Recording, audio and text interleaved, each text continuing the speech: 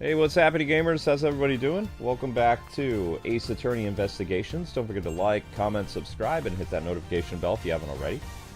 This is episode 9, Turnabout Ablaze, and how fitting that Edgy needs to work in an environment with fire because my house is filled with smoke, which is why my voice sounds like this. So... I was trying to make something good for you. Yeah, Ember was trying to cook, so now I'm a method actor because Edgy has to deal with smoke and soot. And I wanted you to get in the mood for it, Luke. yes, this is exactly what Feel the burn. So, tonight, ladies and gentlemen, you have an option of getting either Funko Fusion in place of Marvel vs. Capcom, or something else, because miraculously the Funko Fusion stream got over 1,000 views, which didn't look like it when I went to bed. So I was very agitated about. So good job, everybody, for showing that you wanted more of the series. So I'm giving you guys the option. Either you guys can get a Funko Fusion stream for the next stream after this one, or Marvel vs. Capcom. Then what happened to Marvel vs. Capcom? It'll go back to being on reserve for when Ace Attorney doesn't do well. I have to do what's going to make the channel revenue, honey. But I want to beat you up in the game. I know. Well, then try to get people to vote for it, because right now it looks like Funko Fusion is going to win, which means those people are going to turn in and watch. And then, of course, tonight Powerpuff Girls is going to do well anyway, because it's Powerpuff Girls. What is the new release? I don't know. I was kind of in a drunken haze. New release. There is no release. You could do the new release of Mushu and Mulan in Disney Dreamlight Valley and start Mushu's quest and do a little dragon voice. Alright, let's go into the game, okay? Ace Attorney Investigation. I don't have an Eddie Murphy impression. What? How Nope. could you not have an Eddie Murphy impression? I can't do every celebrity. I've tried to do Eddie Murphy. And I can't do the guy who plays Shrek. I can't do him either. Seth, or what was his name? I don't know. His name is Shrek. His name is Shrek. I don't remember. Mike Myers. I can't do a Mike Myers impression. Eddie Murphy, Mike Myers, I can't do. Okay, so we're investigating some stolen goods.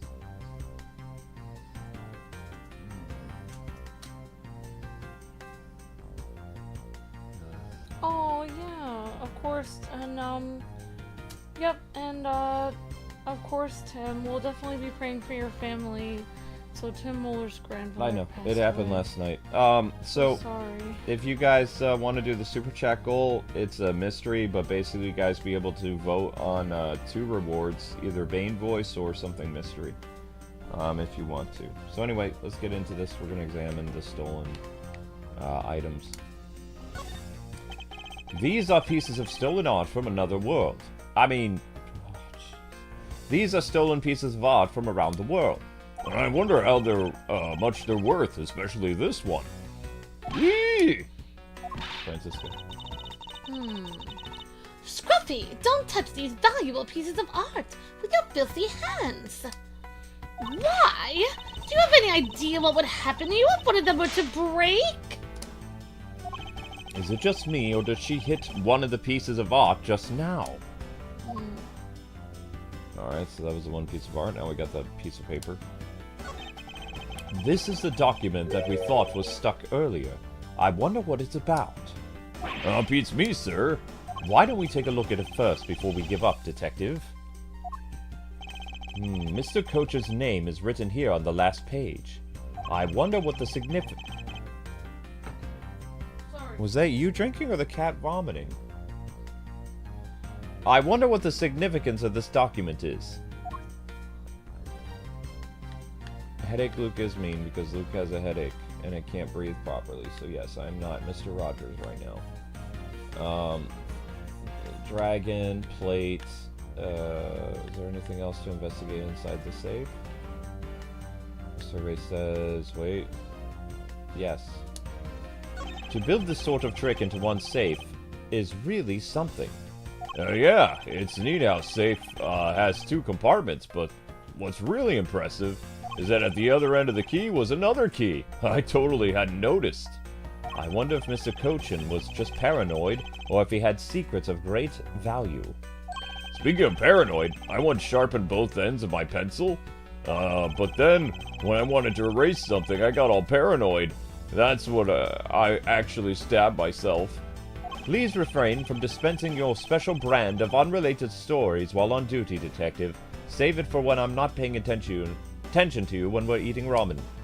Okay, sir. Okay. Alright, so we talked to everybody. We can't do any logic and reason. We can talk to Francisca. We can talk to... Nope, can't talk to her. We can only talk to Francisca. Oh. Wait. There are still some burnt objects scattered around the floor. Well, burnt things get burnt when they become burnt things, you know? No, because there's no way to prove that the burnt thing started out as a burnt thing, you oaf. Was it burnt thing or was it not? I have no idea what's what anymore, sir. Yes, I suppose it's a bit hard for someone with your burnt-out light bulb to comprehend. Mean.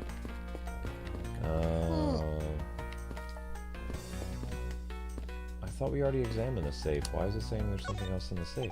Won't last until I inspect every suspicious-looking nook and cranny. There is nothing else in this. Oh. It appears that we found the key that the Yatagasuru, no, Miss Yu stole 7 years ago. Since it was originally from this embassy, maybe she came back to return it? I don't think she's the type of person to be so kind as to do such a thing, Detective. Okay. Then what do you think, sir?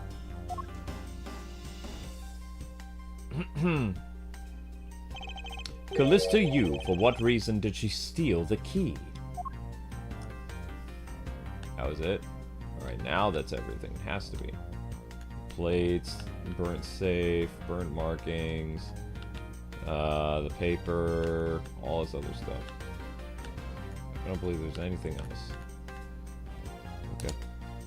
Yep, there we go. Now everything's the way it's supposed to be. So we'll talk to Francisca now.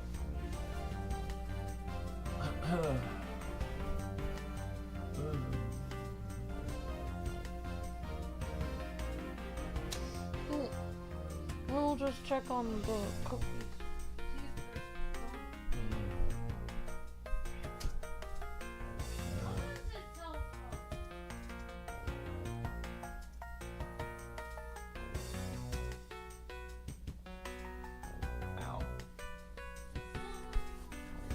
Still has a few more minutes. Alright. Alright, guys and gals, let's keep those likes up if we haven't already. It's fine. Oh, Looky, what are you wearing? I'm wearing a shirt you got for me. Yep. New shirt that you got me. Okay. Alright, guys and gals, let's keep those likes up. I might have said that, but again, there's a lot of smoke in my house, so I'll probably repeat things, so you'll just have to deal with it. Francisca. Miles Edgeworth! What is it? Let me tell you something. You are currently my subordinate. Haha! And if you wish to convince everyone else of that, you will speak to me with respect! Psh. What's with the giddy glint in her eyes? I don't think that will really be necessary, Francisca. Oh, really? Well, it doesn't matter. It doesn't change the fact that you're still under me. I thought Francisca was flying around the world in pursuit of the smuggling case. So then why is she here at the embassy? Probably trailing a smuggling person. Yeah, I mean, they have a bunch of stuff that's illegally there. Alright, people, let's go. Francisco. I was investigating at the Allebahstian Embassy when I got wind of this mess. Ah, that's right. The Yatagasuru was due to appear at the embassy as well. Yes, but the difference is that we didn't have a fire over there. Although there was an incident at the Allebahstian Embassy as well. But I left Agent Lang in charge of that case and came over to the Allebahstian Embassy. Ah, so Agent Lang is here as well, eh? I see you've met! Regrettably. Well, he's in the Allebahstian Embassy acting as cool... What? Wait, why did I say cool? Acting as a bodyguard for Ambassador Alba. However, he seems to have a different reason for being here. Yatagasuru. So, the suspect in the murder that occurred in this office is that little girl I see. Is she perhaps trying to be the Yatagarasu? Kay would never harm a soul, sir. Ma'am. Kay? Kay? You remember, do you not, about the case we investigated together 7 years ago? That girl is the daughter of the victim in the case, Mr. Faraday. Oh, so she's that feisty little girl. Kay has been on the trail of the Yatagasuru, which is how she ended up here. Looking for the one who took her father's life. I see. Kay's trying so hard, but you know what? The Yatagasuru just keeps on tricking us all. How so? Well, the Yatagasuru sent a card saying I will be there to steal your dirtiest secret. But all we've had is... Oh, jeez. But all we've had is an arson and a murder. The lab boys are going in circles. You know what this is, sirs? It's a breach of contract, and it's going to be a rap sheet. If you ask me, I'm perfectly fine with the fact that nothing was stolen tonight. I do wonder, though, if Callisto Yu really is the Yatagasuru.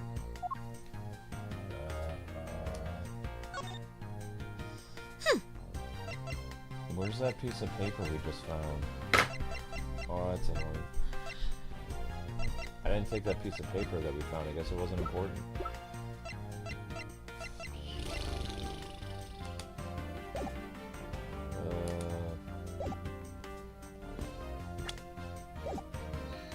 Time for logic and reason. We'll see. I only have 2 things. I have Francisca here, and I have the stealing of the secret. The card warned that the Yatagasuru will steal the embassy's dirtiest secret. Why is she here? Let's try it. Yes!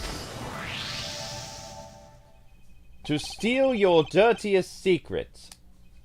Is it possible that the dirty secret the Yatagasuru was out to steal is in this very room? Dirty secret? Francisca, you're in pursuit of some dirty, underhanded dealings yourself, are you not? Something tells me that this is not a coincidence. In that case, then the person I'm looking for is here in this embassy, huh? The head of the smuggling operation. I think I just need to ask Francisca about her smuggling case in more depth. Okay. Amber left to go do cooking stuff. She'll be back. Obviously, you can tell because I'm the one doing everything, so... The Smuggling Ring.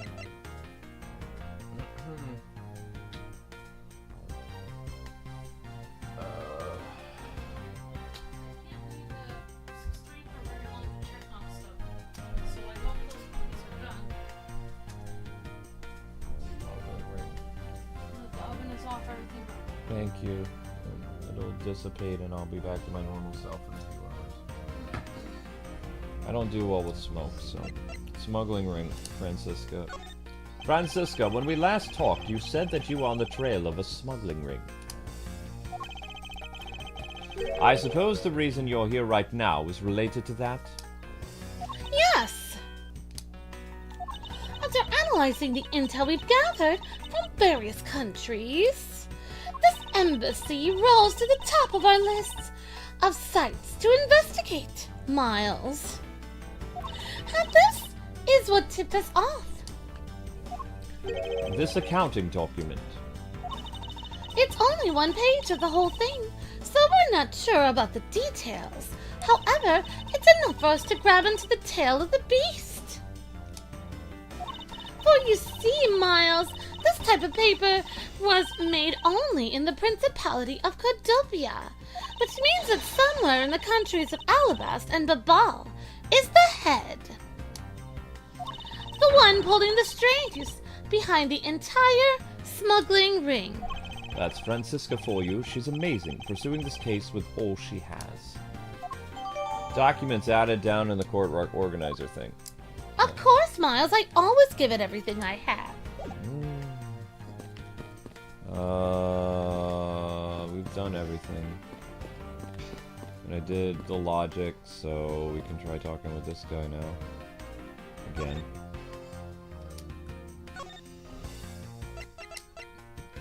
Ambassador, I was wondering if you might have some thoughts on this.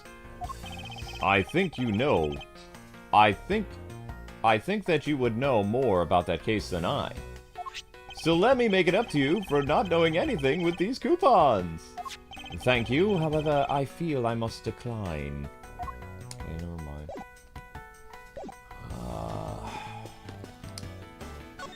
Okay, are you alright?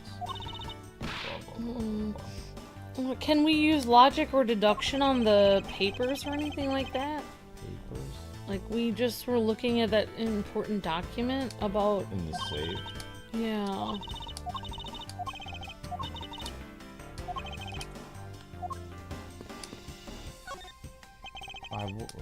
Suspicious nook and cranny.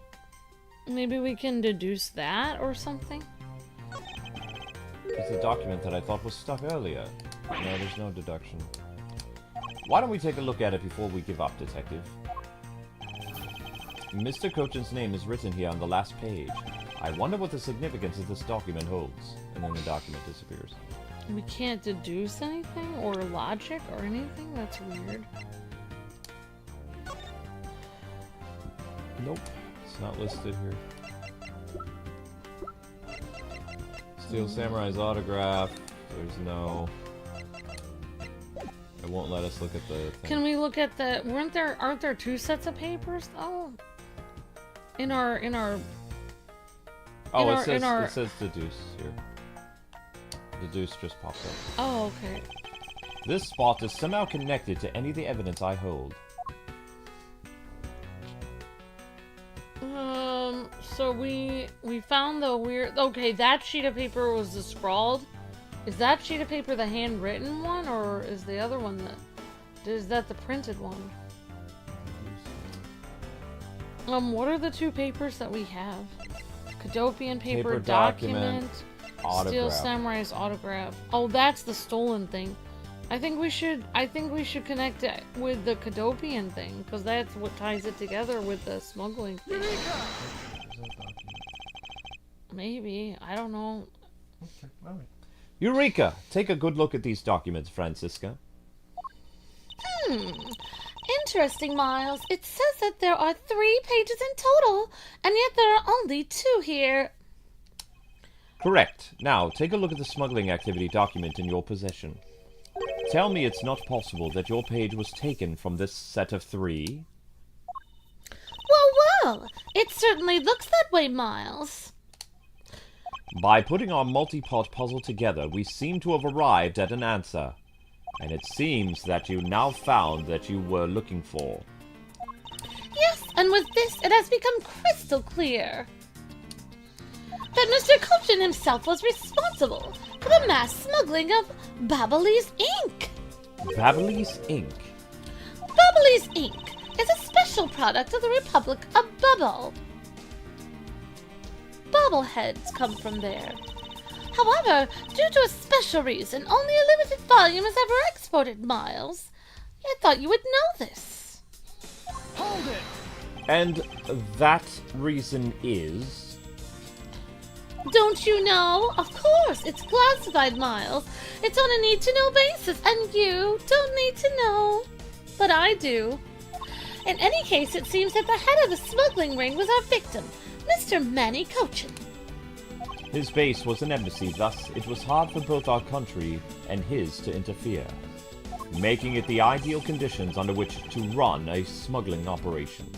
But it's so frustrating. I lost the person I was to rain judgment down upon with my whip of justice. Well, even if he is dead, we still have the responsibility to look into his misdeeds. You expect me to whip a dead man, Miles? Well, I'm not interested in that. Francisca, you must know that Manny Cochin was a suspect in the KG-8 incident. Of course I know that. On top of being the head of the smuggling ring. There is the matter of what really happened in that case that needs to be resolved. Investigation complete.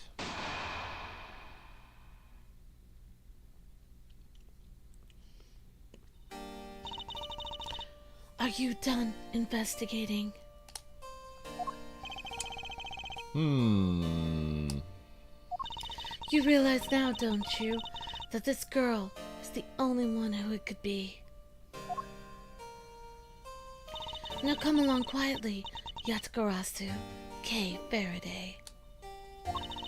You are under arrest for the murder of Manny Cochin. Mr. Edgeworth! Please, you have to believe me, I didn't do it! I chased the fake Yatagarasu in here, and he was already... You have the right to remain silent.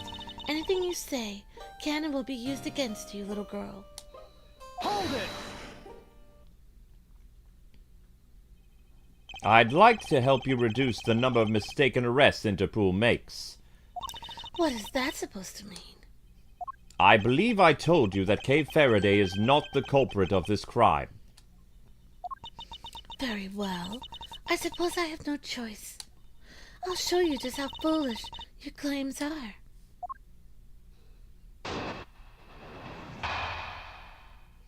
Why arrest Kay? Alright. Oh, now things are getting interesting.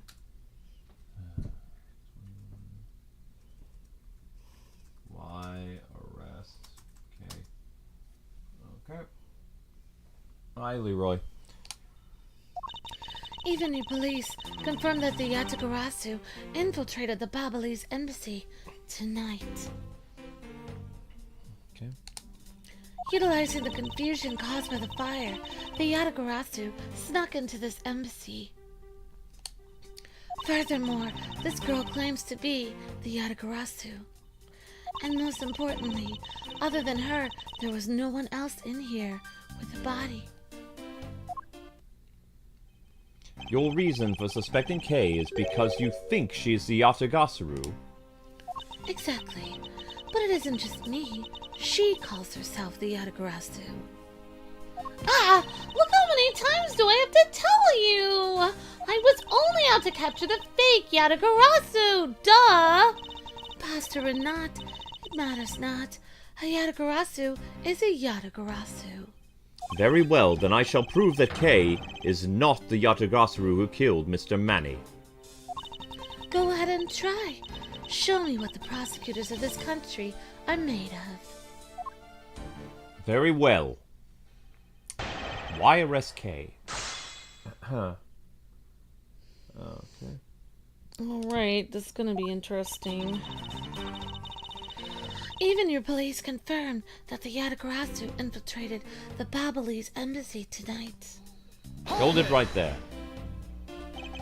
They may have confirmed it, but are you telling me that no one could catch the thief? If so, you're basically admitting that the Yatagarasu that committed the murder eluded us. Of course. I chased after the Yatagarasu that entered the Ablaze Embassy right away. And that is also why I'm making this arrest right now. Because at the end of my long chase, there was only this girl. Nyah! In any case, this is what I believe happened tonight. Utilizing the confusion caused by the fire, the Yatagarasu snuck into this embassy. Hold it! I don't think so. The confusion caused by the fire... Are you saying that the Yatagarasu was not the arsonist who started the fire? A suspicious person in a long coat was spotted in the area. Officers in the area claim to have seen that person start the fire. It sounds like we have a phantom in our midst. Yeah. In a way, he could be considered a phantom with the way he randomly appears. Yeah, he has a long coat, too. Furthermore, this girl claims to be the Yatagarasu, Mr. Edgeworth. Hold it! Just because she calls herself that, it doesn't prove that she is a killer. No, but it does give her a motive. The Yatagarasu sent a card saying, I will be there to steal your dirtiest secret. Furthermore, there are documents pertaining to some smuggling activity in this room. She obviously wanted to steal them. So she killed Mr. Cochin for the key. I see. Her logic is very sound. I expected nothing less of Agent Lang's secretary. However, that statement just now didn't sound quite right. It might just be the opening I need.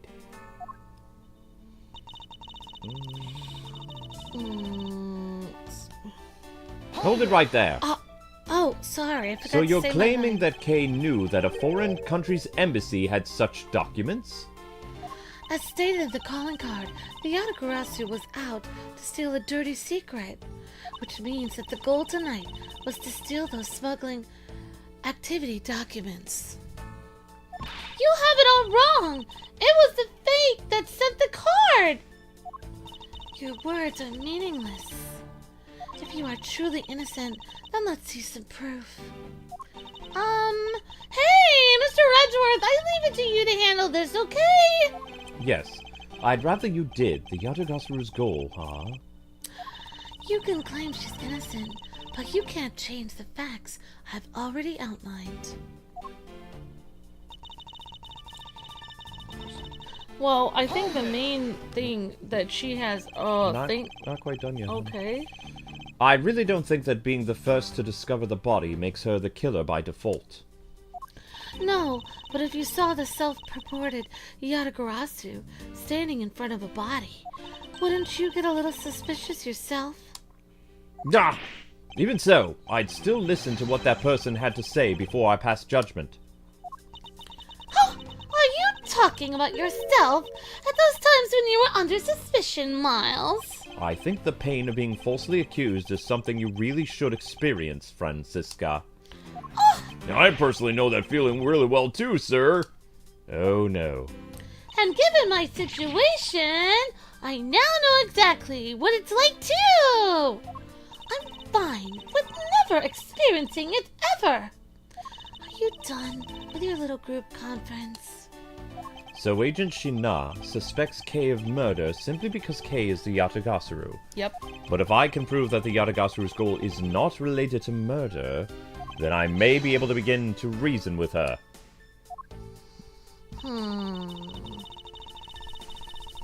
Yeah, so I think we should try to press her with it when it comes to her talking about, like, she said that Kay admitted that she was the Yatagarasu. It's like, I think that's why she thinks it's her, because otherwise she wouldn't have any reason. Okay. What exactly do we want to present then? We already pressed everything, right? Did they add any new statements when we pressed everything? Embassy guide, Cochin's body, the statue, the knife. Oh, they did add an, yeah, could you go to the, whatever she said after that? Because, yeah, I think that's when we pressed her, she made that statement. I think she wanted to steal documents. So that, what would her motive be for this? That doesn't make any sense. That doesn't make any sense. Why would she steal stuff if the stuff that she was supposed to steal was on that guy's body when we found it? That doesn't make any sense. If she would steal it, right? So you're saying... If Kay was stealing it, I think we should put... I think, what was found on that guy's body? The key? Yeah. I don't think we should present that. Because, otherwise, if Kay wanted to steal that, then she would have had it on her. I don't know what everyone else thinks, but I think that's what I think, because I think Kay would have had that key on her if she stole it. Okay. Why would she stick it on the dead guy? It doesn't make any sense. Alright, let's go with that. Alright, I guess we'll try it. And there's no music, so you're spot on. Well done. Agent Shina, I regret to inform you, but there is a flaw in your logic. Oh? Even if you claim that she is the killer and that the Yatagarasu, I am certain that securing the smuggling documents is not the motive behind the murder. The key to the safe is in this room. The key to the safe in this room was found on the body of the deceased. Furthermore, the Yatagarasu could not be so stupid as to leave without the documents. By the simple fact that the documents were still in the safe when locked. Yes, she would have taken that stuff out of that. Exactly. It is obvious that the killer's target was not the safe at all. I agree. Then perhaps she didn't know that Mr. Cochin had the key on him. But... If that is the case, then why would she have needed to kill him? Right, she would have taken it when she killed him. Because I think of no reason for her to kill him if she had not known that fact. Exactly. Need? Reason? All of this is simply our conjecturing after the fact. It's entirely possible that she accidentally killed him when she was sneaking in. Perhaps she didn't notice the safe's second compartment before returning the key. Ah! But the fact still remains that Mr. Cochin was stabbed to death. Objection! But you have no definitive proof that it was Kay who committed the act. Hold it. Actually, I do. I saw her holding the knife she used on the victim with my own eyes. What? Allow me to tell you a bit more about the evidence that will put her away behind bars. Okay. I feel like this lady is lying. Maybe she's the Yatagarasu. Oh. Also, there's lots of things that don't make sense. Nothing was taken from the safe. The body still had the key on it. If she had stabbed him, why wouldn't she take something from him? This whole idea of her accidentally killing him, trying to break in. One thing doesn't make sense to me at all. All of those things that were in the safe were put there by the Yatagarasu because the Yatagarasu had already stolen them and put them in the safe. So, if she was the Yatagarasu, wouldn't she know how to get into her own safe? This doesn't even make any sense. I mean, if I'm reading this correctly, if I'm following this, I thought the game said that the Yatagarasu stole all those items. If that's true, then there's no way it could have been Kay, because she would have obviously known how to get in if she already stole all those things. Also, why would she steal from herself? Very good reason. All right. I'm just wondering. The knife wound on the body. I mean wound. Yeah. The knife wound on the body is consistent. You are really doing badly with the smoke. Yeah. I'm sorry. The knife wound on the body is consistent with the blade on the knife. The knife with the butterfly handle is the murder weapon which the killer was holding. I assume she obtained the knife from the display rack and used it on the victim. The knife is part of a special 3-piece set which has design like no other. The evidence and testimony all points to the girl. There's no counter-argument, Mr. Edgeworth. Ah! That is your definitive evidence? You see now that she is definitely the killer, right?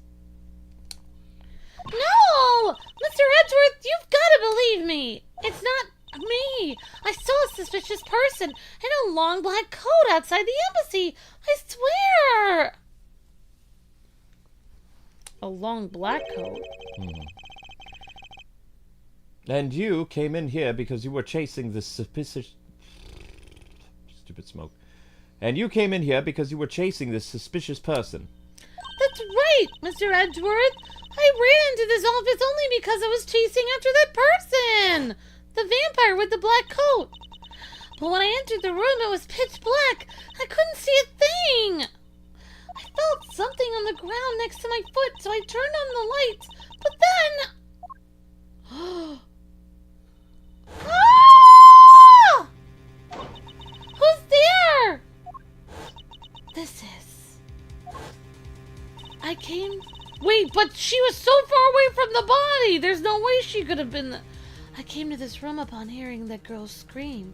Why would she scream after she killed somebody? Okay. Less ad-lib, more reading. I'm just saying, none of this makes sense. When I saw her holding the knife, I immediately restrained her. So the object K fell by her feet on the floor was the murder weapon? I had the knife analyzed right away, but we failed to find anyone's prints on it. But the suspicious person in the black coat who came into the room before me...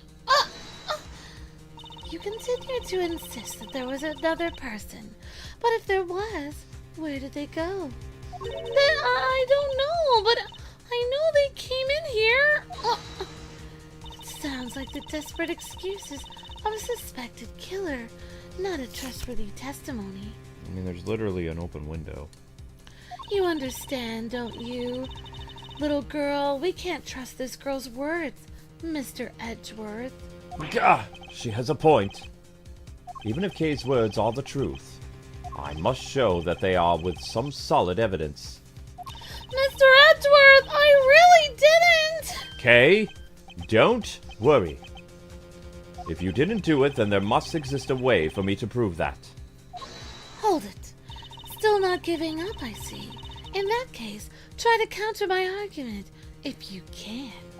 Don't worry, I can, and I will. Rebuttal. Okay, here we go. The knife wound on the body is... Hold it. Hold it! Does this mean that you already have the results back?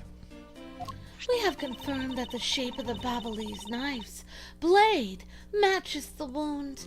Please don't confuse the efficiency of Interpol's forensics team with your own. Ouch. I won't if you don't underestimate our police force. And so we're clear, I'd hardly say your logic is sound, which you will see in a bit. If you can prove me wrong, please, by all means, go ahead. That has been my intention all along. Now, let us return to your testimony. The knife with the butterfly handle is the murder weapon. Hold it! Hold it! You mean to say that you saw Kay holding the murder weapon with your own eyes? I was also on the search for the Yatagarasu. When I heard that the girl scream coming from this room, I rushed over straight away. When I arrived, I saw that girl there, motionless with a knife in her hands. But I already told you, I only came in here because I was also after the Yatagarasu, the fake one. The suspicious person I saw came into this room. Okay. But when I entered, it was pitch dark. I felt something by my foot on the floor. Then I turned on the lights and then... You found out that it was the murder weapon at your feet. How many times do I have to tell you? We can't trust the words of a suspect, Mr. Edgeworth. The only thing you'll accept is evidence, is that right? That's the only acceptable way to counter an agent of Interpol on the scene of a crime. Mr. Edgeworth, do you have some kind of evidence that can prove me innocent? I think I do, because there is only one piece of evidence I find to be a bit interesting. I think I need to carefully examine the piece of evidence again. I assume she obtained the knife from the display rack and used it on the victim. The knife is part of a special 3-piece set, which has a design. I forgot this. I see you didn't want to press me on that one. I ask that you please refrain from speculation. It's a sound hypothesis derived from the evidence. There's no room for debate. Ah! Miles Edgeworth! No, what an ungraceful loss! Will not be tolerated, my subordinate! No, rebut her darn it! Rebut her hypothesis with a factual logic! Otherwise, what was your investigation for, Miles? Yes, you are correct. Thank you. Helping a subordinate out with advice is the job of any good superior. She seems to be rather enjoying herself, but she is correct, nonetheless. Agent Shana, please continue with your testimony. The knife is part of a three-piece set, which has a design like no other. Hold it. About that three-piece set, is there really no other like it? Let's ask Ambassador Polano for more details, shall we? Oh, the knives are indeed special. They have the butterfly, the symbol of the Republic, engraved on them. And because there are only 3 of them in the world, they are very, very valuable. The national symbol, eh? Well, the knives are covered in the butterfly design. Along with the Allebahstian set, our respective countries only have 3 knives each. I see. That's Sheena again. Are you satisfied now? If so, let's continue. The evidence and testimony, it all points to the girl. There is no counter-argument. Hold it! No, I believe there is still room for debate, and I will thank you to not decide that for me. I didn't decide anything for you. I'm merely looking at reality the way it is. Are you sure you're not just viewing the facts through a rose-colored glasses? Mr. Edgeworth, I think she's mad at you! Perhaps, but our definitions of reality are a tad different. Are the 2 of you done chatting? Agent Shana's proof is that the Bolnese knife that Kay was allegedly holding... Yeah, so, how are you gonna prove that Kay didn't do it, sir? If Agent Shana wants to suspect Kay merely because Kay was the only one here, then I must show with evidence that Kay couldn't have committed the murder. But are you sure you have such evidence, sir? Yes, there is one piece of evidence that seems very unnatural to me, and I believe it is my duty to point that out to Agent Shana. Okay. Oh, right. We're doing it again. Well, let's see. So we have to figure out what to counteract her argument with. Well, every time she talks about the Kay holding the murder weapon, I noticed that Edgeworth keeps saying stuff like, oh, there's one very important part of her testimony I'm interested in. So I'm thinking that's what she's talking about. But I don't know. You tame the knife from the display rack. The knife is part of the special 3-piece set. I mean, she seems very well versed in the knives. Oh yeah, the whole thing is about the knife, actually. Well, what was the part where she said Kay was holding it again? Yeah, right there. So she was holding it. Let's see. Well, I mean, I think we should. I don't know. I would personally. I would present the knife because it doesn't have any fingerprints on it. Like, how could? There's no evidence that she was ever holding it. That's my personal opinion. Okay. I don't know. What do you think? I don't know. What do you think? Well, I mean, I'm gonna go with your judgment because I'm still dizzy from the smoke. So I'm just taking a wild guess because I don't think she has any evidence Kay was holding that. Yep. Guys and gals, make sure you guys get the likes up. You're 43 minutes in and you're only at 80 likes still. Remember, 100 likes helps engagement as well as helps the views go up. So let's try to get up to 100 before we hit the hour mark. Thank you very much, everybody. Okay, so Amber wants to present the knife. Going once, going twice. Objection. So the murder weapon was the knife with the butterfly design on it? But is that really the truth? What are you getting at, Mr. Edgeworth? You mean, what am I getting at? I'd like for you to take a look at this.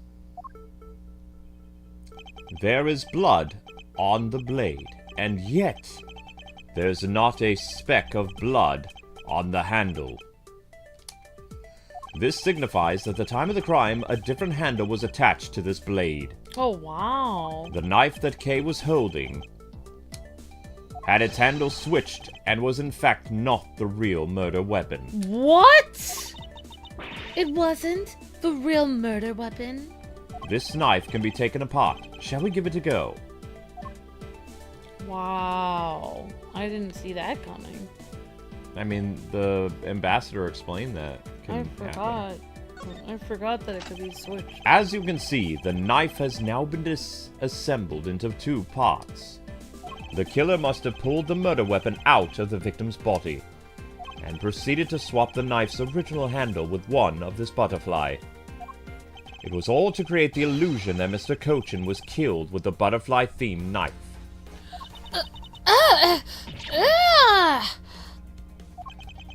This should clear up any and all suspicions surrounding Kay. The Ablaze knife handle data is jotted down in my organizer, says Edgeworth. So the reason why there weren't any fingerprints on it is because the handle was switched. Oh my gosh. Okay, Shana. Your argument isn't airtight yet, though, Mr. Edgeworth. How so? It's possible that the girl herself is the one who switched the handles. Hold it! Why so nervous? Don't be ridiculous. For what purpose would she do such a thing? I don't care to know how a criminal thinks. The way they view the world is beyond the comprehension of a normal person like myself. Therefore, I wouldn't put anything past them, no matter how odd it may seem. Objection! Heh. The truth is right there in front of you, and this knife will show you the way. You will come to see that Kay is not, and could not have been, Mr. Cochin's killer. Well? There is quite a bit of Mr. Cochin's blood on this blade. Thanks to being a prosecutor, I guess I've become accustomed to seeing blood. But this is not what is important right now. Oh, maybe the symbols don't match if there's no butterfly symbol on here. What is this mark on here? It is the mark of the flower. I assume you know what this means. No, not really. Butterflies rest on flowers all the time to drink their sweet nectar. No, the 2 different countries symbols. And so they do. However, would this butterfly really drink the nectar of this flower? The answer is clearly not a chance. Now to prove the relationship between the butterfly and the flower with this. Probably the embassy guide. 2 countries share this building with borders. I think... yeah. Take that! You can't be serious. It appears that you've made that connection. The flower on this blade is designed after a certain country's national symbol. That's right. The Kingdom of Allebahst. In other words, this blade is from the This is from the Allebahst Knives Collection. This part of the knife handle has Baldi's national symbol of the butterfly on it. Therefore, it is undeniably the Baldi's in origin. But as we both know, you can't kill someone with just a knife handle. Incidentally, when exactly did the murder occur again, Agent Shana? After the fire had broken out. That's right. Kay entered the embassy after the fire had taken place. Furthermore, she had not been to the Allebahstian side of the building before then. On top of that, not a single person passed between the 2 countries during the fire. Which means that Kay could not have transported an Allebahstian object over here. This makes it impossible for her to be the true killer. Whoa! Way to go, Mr. Edgeworth! What a great victory!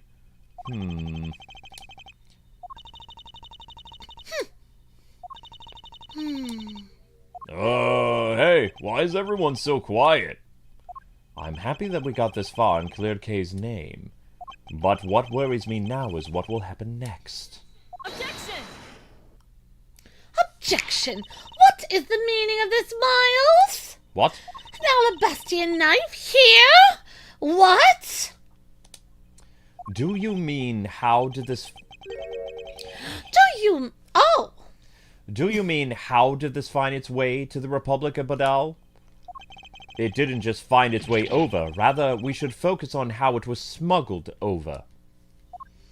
You know what? My brain hurts thinking about it. While we're just standing around, thinking while you're on the run. Now that's the way of a great thief. How a great thief operates. Okay, shut up.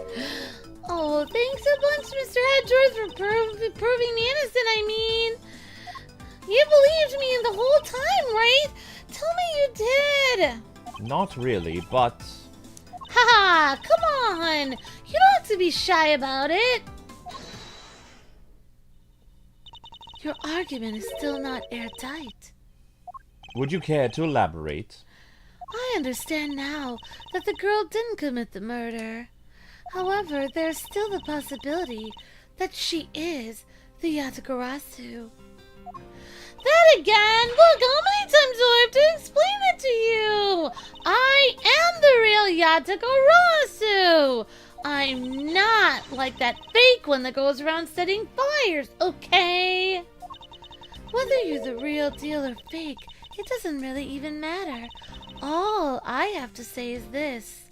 I have my suspicions that this girl is the one who started the fire. Objection! Preposterous. On what grounds do you suspect her of such a thing?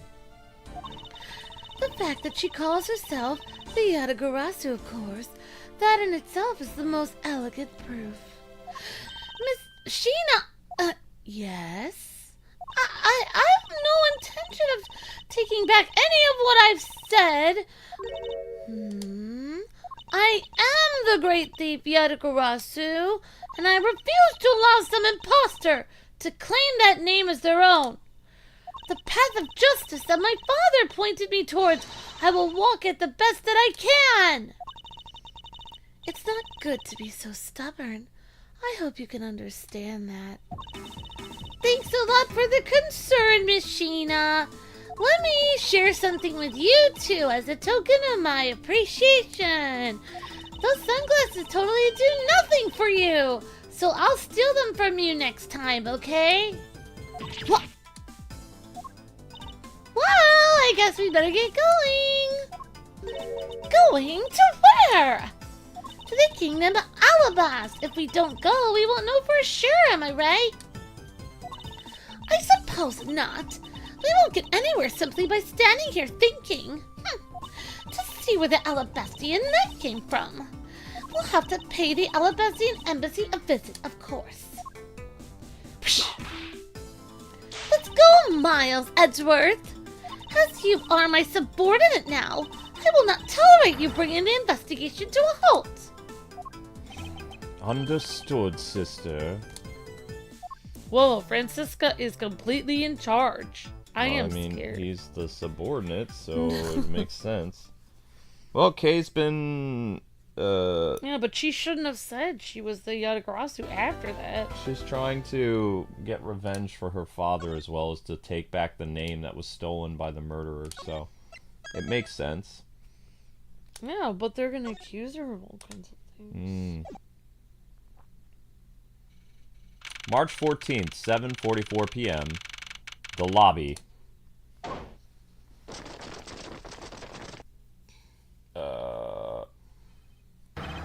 Count off! Oh, here we go again. What's his name? Agent Lang. Back to lobby. I don't know how it beat Marvel vs. Capcom Monte Cristo sandwich. I wanted Marvel vs. Capcom myself. Look, the channel is shadow banned. We have to do what's going to get views, because if we keep doing streams that don't get 1,000 views with no super chats and memberships, we don't get paid. So it's a business decision. Would I love to play Marvel vs. Capcom with my wife? Yes. But if there are actually people that are going to turn in and watch both the Powerpuff Girls and other things, I have to do what makes revenue. I don't have a choice.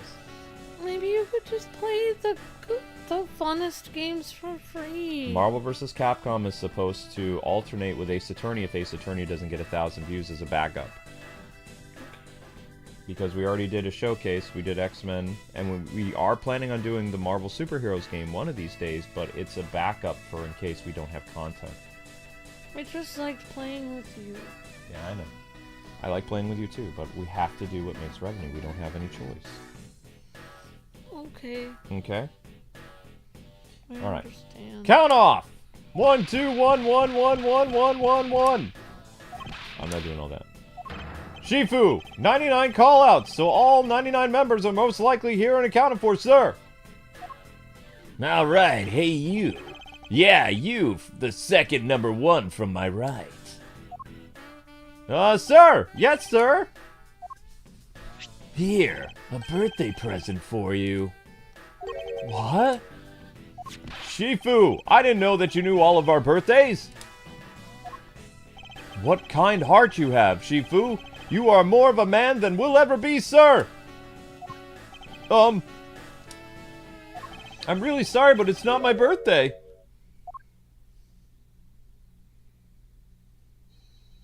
Langzi says, a cub who disrespects others soon feels the disciplinary bite of an elder. That present isn't for you. It's for your younger brother's... my gosh. That present isn't for you. It's for your younger brother's wife's younger brother. Oh my god. Tell him I said hi, and happy birthday, won't you? Your younger brother's wife's younger brother. Yes, sir. But I'm not married. Shifu, I can't believe you remember so much about each of us. Shifu, I am so moved that I can't stop crying. Oh my gosh. Wow, he remembers everyone's birthday. I should probably leave them to their alone time. All right, meeting's over. Everyone, head for your posts. Their alone time. Dismissed! Yes, sir!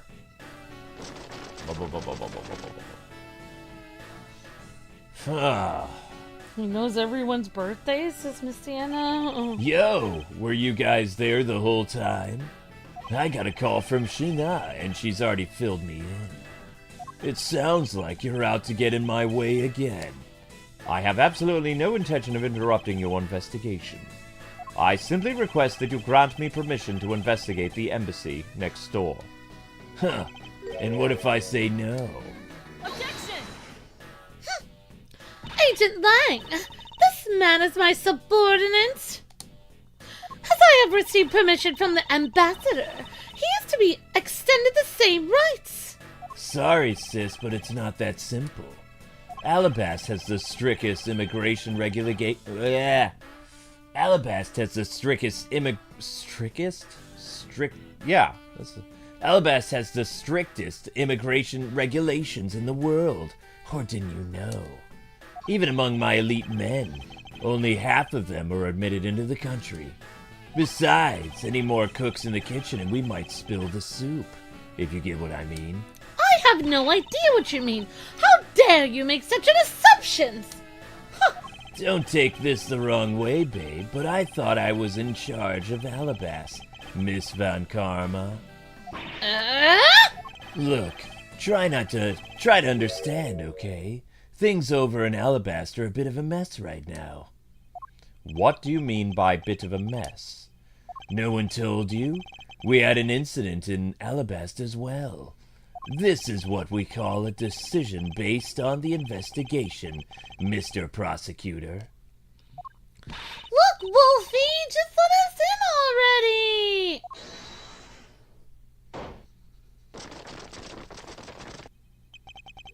Is there a problem, Agent Lang? Uh-oh. Not really, just having a discussion about whether or not to let these guys in. Ambassador Alba, I ask that you please allow these people to join the investigation. Having a debate because of my country. I'm terribly sorry for placing you good people in that kind of situation. It is all because I lack the strength to govern well. Please, it is nothing of the sort, Ambassador. You weakling, what? Corsas? Queercus?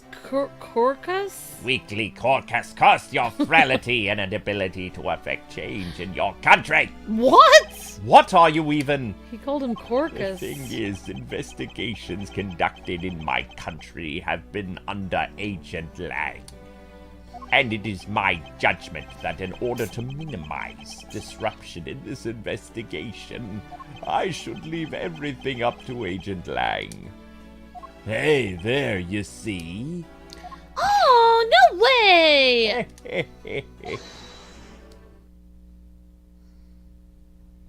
Oh no. Oh, Ambassador Alba, I ask you to please reconsider letting them into Albast. What? Why is that? My very own secretary's been murdered in the embassy. It's so sad.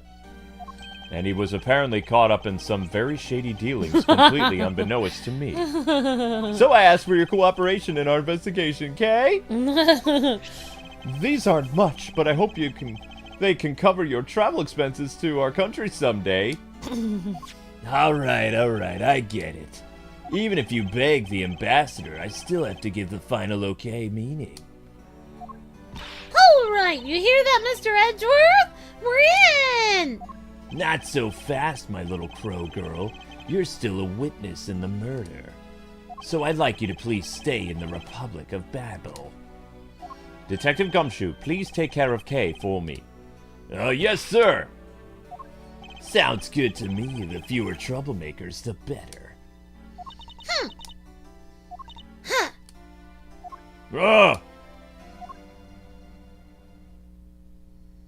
I mean, he dresses like a troublemaker, though. Hey, Mr. Edgeworth! Yes?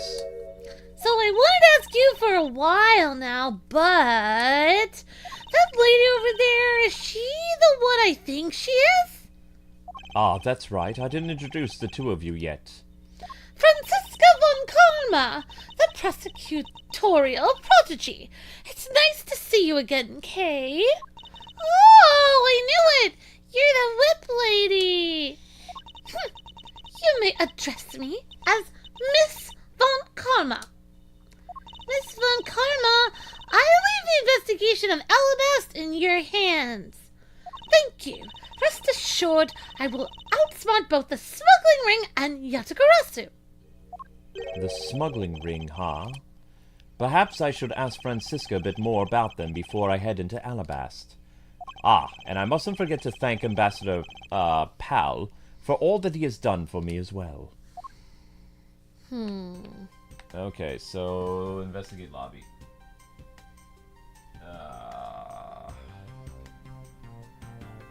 Have we hit 100 yet or no? No. Okay. Alright guys, you're still at 93 over 100. Let's get that up because the views are slowing down. We're almost there. Remember, likes and shares help with engagement. And it helps this video be seen because we are shadow banned. We are not like a normal YouTube channel. We are different. Okay, so we're gonna go investigate the lobby, talk to everybody, and then head to the next kingdom. Back to the lobby, meet the other, what's this called? Meet other,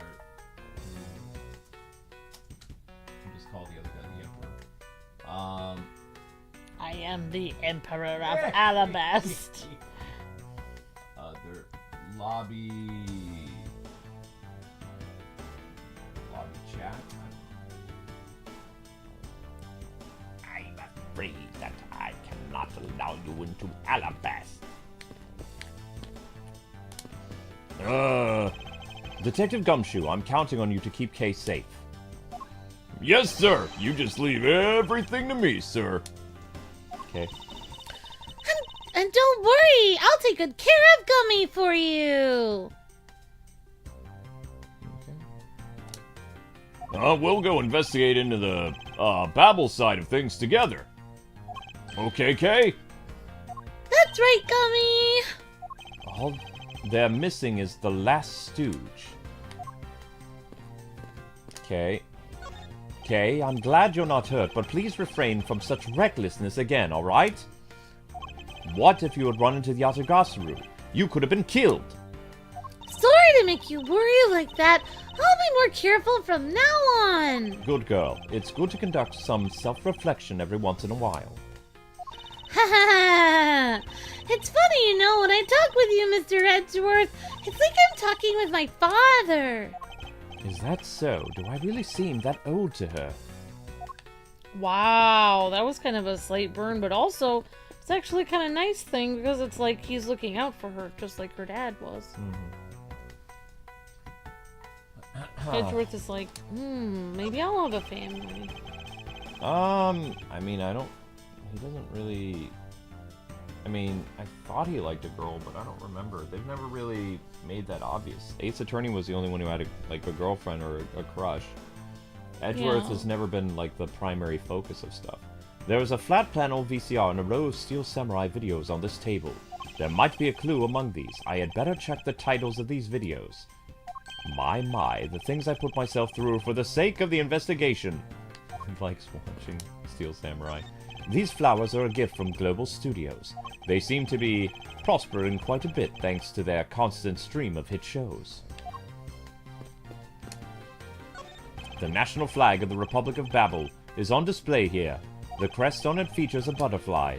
The Allebahstian Embassy, which sits to the right of the theater, and the Allebahstian Embassy, which sits to the left. Something has happened in each of the two embassies. I sense that unconventional methods will be required to solve both of these mysteries. The embassy is just outside this window. The burn marks on it look pretty bad. It's a shame that they were in the middle of renovations. That fire did little to help here. And behind me, Ambassador Pal's dry smile hides the tears in his eyes. Yeah, because he just spent all that money. These flowers are a gift from Gatewater Imperial Hotel. It appears that their business has boomed since they became the Steel Samurai sponsor. There's a picture in the background. Oh wait, no, there's not. I can see the courtyard of the Allebahstian Embassy through this window. But this side is under the same dire straits as the other side. An incident has occurred on both sides of this one building. Why must fate make everything in my life so full of complexities? That's very logical. The national flag of the Kingdom of Allebahst is on display here. The crest on it features a flower. The knife with the flower design on it that we found in the embassy above. It would appear that it was definitely connected to the Kingdom of Allebahst. These are stacks of pamphlets about the two different embassies here. Oh, Mr. Edgeworth, please take as many as you like. You'll find that you can cut out the last page and use it as a coupon. I'm afraid I must decline, as I have little interest in them. Wait, I thought Americans loved coupons. That man in the green coat earlier was beyond ecstatic when I gave him a bunch. Ambassador Pal, I ask that you please not think of him as a representative of all Americans. Wow. I mean, never mind. I'm not even gonna go into this with the coupons. And also, they're coupons! Because I'm from the Midwest and I don't call them coupons. They are coupons. No, they're coupons in your country, which is New York. New York does feel like its own country. I speak a different language. They're called coupons to me. Do you want a cookie? What? I made cookies. Are they burnt and hard as a rock like last time? Look, it's pretty good that I'm basically Wonder Woman. I'm good at everything. Music, art, cooking, and I'm cute and I make you laugh. Because nothing you can say can make me feel weird because I know I'm amazing at baking cookies. Nothing you can say can tell me different. I will get you a cookie, weirdo. In translation, I'll be biting into a cookie that is now a rock. But at least it tastes good, aside from all the burnt parts. The guy in the bow tie is like the creepy mask salesman. Alright, so I'm gonna end the poll. After 101 votes, 40% want Funko Fusion, so Marvel is now changing into Funko Fusion. That makes sense. So guys, thank you for voting. It shows us where we are, as well as what we can expect. No! Sorry, honey. People voted for Funko Fusion. By a lot. Honey, again, if we don't get memberships and super chats, we have to do what makes revenue. Otherwise, we operate at a loss. And we can't afford to do that or we'll go out of business. No business can do stuff for free without earning anything in return. We're not a YouTube channel, we are a business that happens to be a YouTube channel. Just like a radio DJ gets paid for their work, we're supposed to get paid for ours. I wouldn't show up to, you know, when I was a night DJ, I didn't do it for the goodness of my heart. I did it for a paycheck. You know? It was my job. I did the graveyard shift for that place.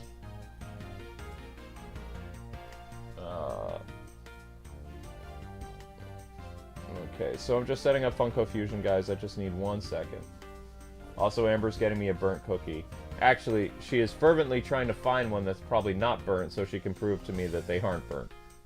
Because that's how Amber rolls. If it's not burnt, then I owe her an apology. Alright, well, we'll compare these cookies to the ones that you baked for me. Oh, wait.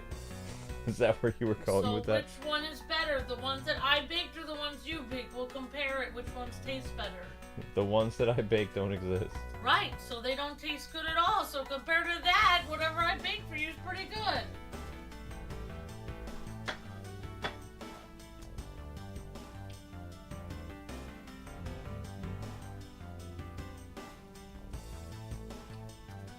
You don't sound crunchy. That's always good. Whoops. Moist. Moist, really? Okay. Try a cookie. I'm gonna try a cookie. I'm just setting up Funko Fusion. I just need a second though. Okay. So Funko Fusion with what's his name on the cover? That's why Wonder Woman is the only one that can date Batman, because Batman would be pessimistic about any other girl he dated. He has to date somebody perfect because he's so pessimistic. Any other girl would be like, he'd nitpick her to death and she'd cry. Wonder Woman would be like, interesting that you're nitpicking me even though I'm literally perfect and you're just a regular person that wears a black cape and acts like some kind of weird freak running on rooftops. Oh, okay. Alright. Okay, there we go. Funko Fusion. Okay, everything's in order. Alright, I will try these non-burnt cookies. Will they make you happy? They're very good. Thank you.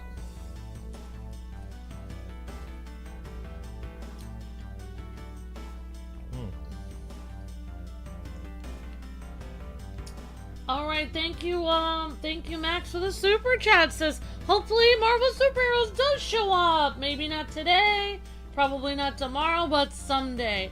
And here's some money too. Thank you, Max. You're breathtaking.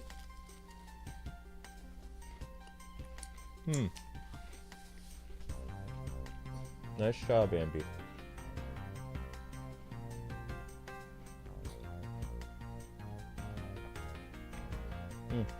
Oh.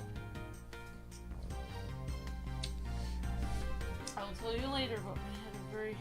I'll tell you later. Thank you, Max. You're amazing.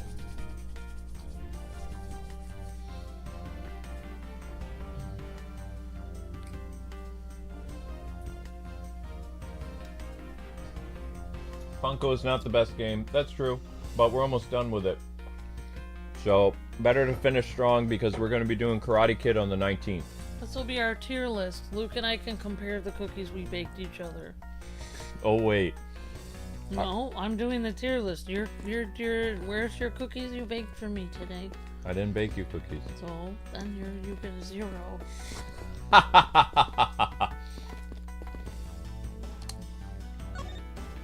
Ambassador Pal, I am in your debt.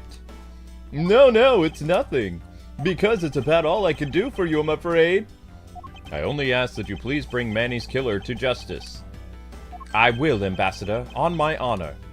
Wow, you're so sensational. You really piqued my curiosity. I know there aren't much, but I know that I'm giving them to you wholeheartedly. Not? No, that's quite alright. Oh, well, how about this then? And what exactly is it? It's a fountain pen ink, known as Ablaze ink. It's made exclusively in our country. So this is ink. We make it from the Crystal oil, which is mined through our mineral mines. Please accept this ink. One dip of your fountain pen in this, and you can write for hours in your organizer. How fortunate for me that the ink in my pen just happened to have run out. I gladly accept your gracious gift. He writes with an ink pen. Okay. Great! Wonderful! I guarantee you that writing with our ink is an unforgettable experience. And since we don't export it, if you run out, you're always welcome to come and visit our fair nation. Talk about cornering the customer along with the market. Alright, little lambs. Francisco. You've made so much progress in your investigation in such a short period of time. It's truly amazing, dear sister. Agent Hicks, whose help I had requested, was cut down before he completed his task. I thought you said the cookies are always burnt. Not today. I thought you said that I sounded weird drinking my juice on the stream, but you're talking with your mouth full. I see. So as long as you have cookies, you can chomp away. You know what? You know what someone is called when they have a double standard for themselves versus somebody else? That's called being a hypocrite. A cookie hypocrite. Thank you for the super chat, Max. You're amazing. And virtual hugs, Max. You're breathtaking. Thank you for being kind. I will. There is no room for further failure in my perfect investigation. I'm sorry, the embassy handed me a cookie. In spite of that, I believe that we are able to obtain some insight into the ring, correct?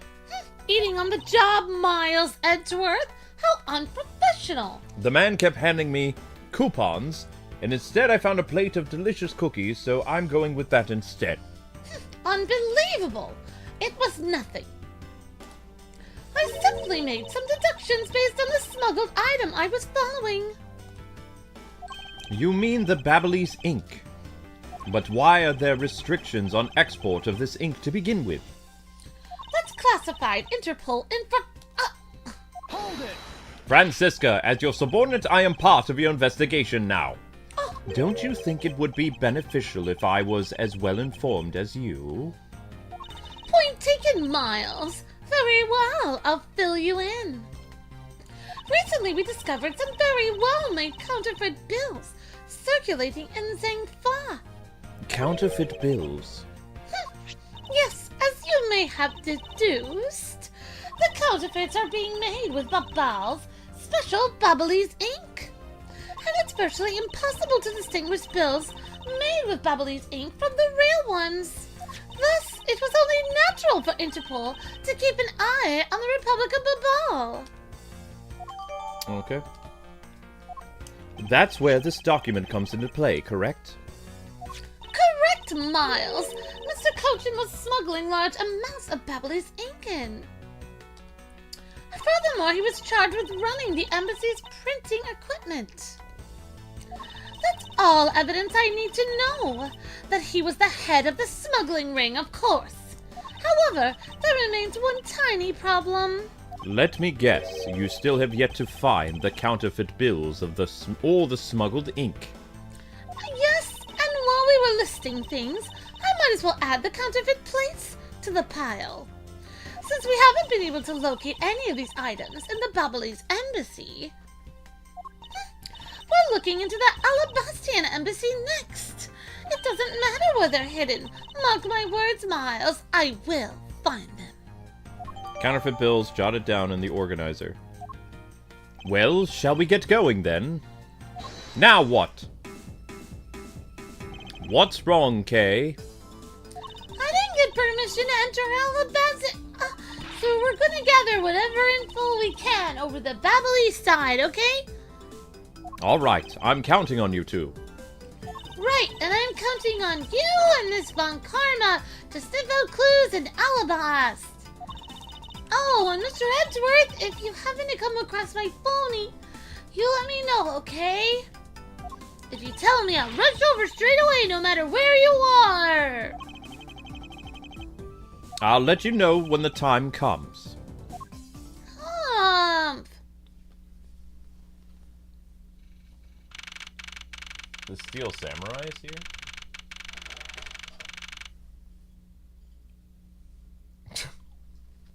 My goodness. 120. What are we at? 120, 35? Did you break that in half, or is that? It broke in half while it was baking. Oh. The other half is stuck to the cookie sheet. Are these all the cookies, or are there more? There's some more stuck to the cookie sheet, but it's very soggy, and I couldn't scrape them off of the sheet. So this is all that's what's of the cookies. Okay. Oh, you could go back and scrape some more off of it. Maybe There's literally a cookie and a half still stuck to the sheet, but I can't get it off. No, these were good, thank you. I actually just, broke them off. I didn't actually have, a scraper thing. I just took them off. So if you scrape it, you can easily get some more.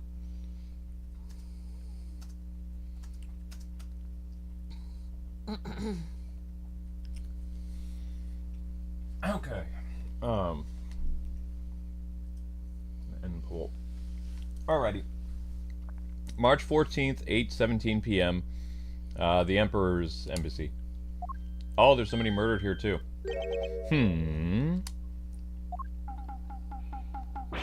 Gah! What do you think you're doing with my subordinate? Oh, psh! You're...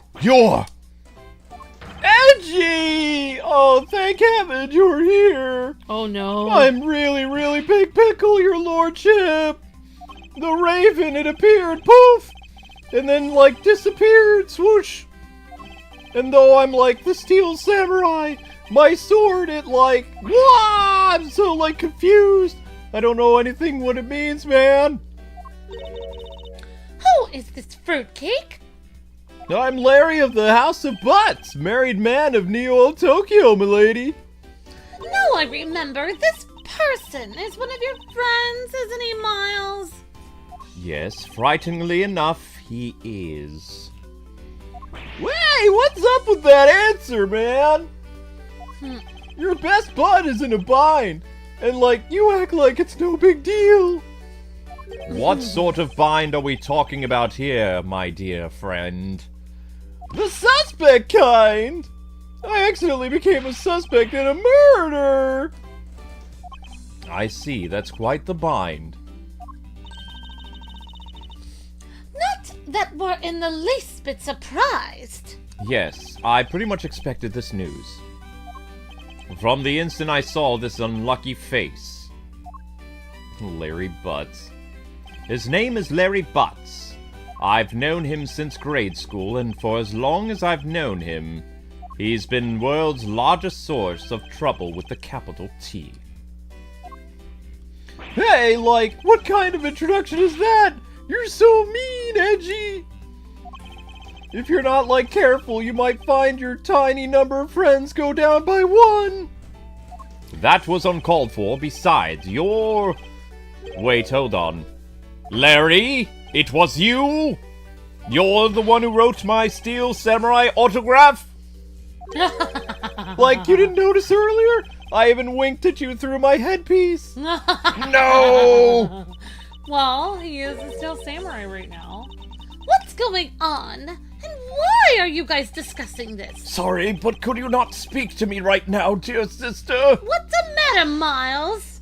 Hey, sorry I'm interrupting your comedy routine, yet melodramatic party. Oh, it's you. Aha! So this is the incident you mentioned earlier. Mr. Prosecutor, this man, this childhood friend of yours, is our prime suspect. Of what, you ask? Of the murder of a man who had snuck into this embassy. Masked de Mask, too. Mask de Mask 2? What? Only Larry could get himself yet into another mess as fine as this. But no matter what the facts seem to say, Larry is not the type to commit murder. Still, it's a rather daunting stroke of misfortune I've struck. I have to prove that Larry Butz is innocent of all wrongdoings. Again. Sifu, we've identified the victim! Good work. I'll take that report now. Agent Lang, would you mind if I take a peek at it as well? What did I tell you earlier, Mr. Prosecutor? Don't get in my way. There's only enough flesh here to feed one wolf, and that's me. So no, you may not take a peek at the evidence. But Agent Lang! Oh, wow. Hey, he's still alive! Yeah, he is. Agent Lang, will you allow an investigator such as myself to take a look? Ah, yes, of course. You let the detective see the file. You're Detective Bad! You're the prosecutor, Mr. Miles Edgeworth, right? Fancy meeting you here, Detective. You weren't expecting me. Ever since that day 7 years ago, I've chased after the Yatagasuru non-stop. I even pressured Interpol into keeping me in the loop in case a card was ever found. What incredible dedication to the case. Detective Bad knows the Yatagasuru's M.O. very well. And his passion for the chase hasn't died down in these 7 long years. It's something I can respect. But Detective Bad, I must ask, what are you going to make an ally out of this prosecutor? My only goal is to arrest the Yatagasuru. If he can get to the bottom of this case, then I'm willing to share info with him, yeah. I am in your debt again, Detective Bad. Wow, Detective Bad is here. Alright. Detective Bad. The whole gang's back. Kind of. I guess that guy ended up dying. The dude with the hot wife who was the thief. Mask de Mask, you remember him?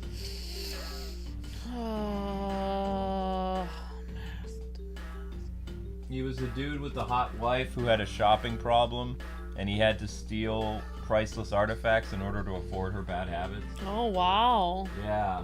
Was that was in this game or another game? No, that was in one of the Ace Attorney games. Oh, wow. You have a good memory, Luke. Yeah, I guess so. I don't notice if people's wives are hot or not. Apparently Luke does. Let me see.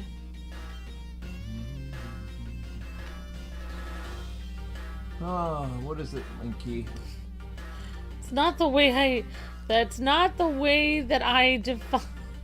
That's not the way that I describe different people. No, what is it, you little furball?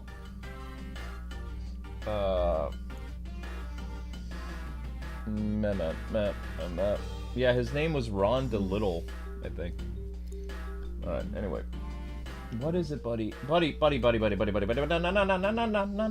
don't you use your claws. I am not. That is, if you want to make biscuits, then we need to give you a blanket to put on. Okay, there he goes. Okay. Initial investigation, please. About the murder of Mask de Mask 2, would you be willing to fill me in on a few of the details? Yeah, sure. When the Yatagasuru showed up, Agent Lang and I took ourselves off guard duty and put ourselves in charge of directing things at this crime scene. Taking advantage of the chaos, de Mask 2, he broke into this embassy. Probably to steal some treasure or another, And I suppose he lost his life when he was forced to fight someone else in this room. Why exactly was that man placed under arrest, Detective? That samurai. He was born looking suspicious, but not for the reasons you suspect, I assure you. You can plainly see, he's completely harmless.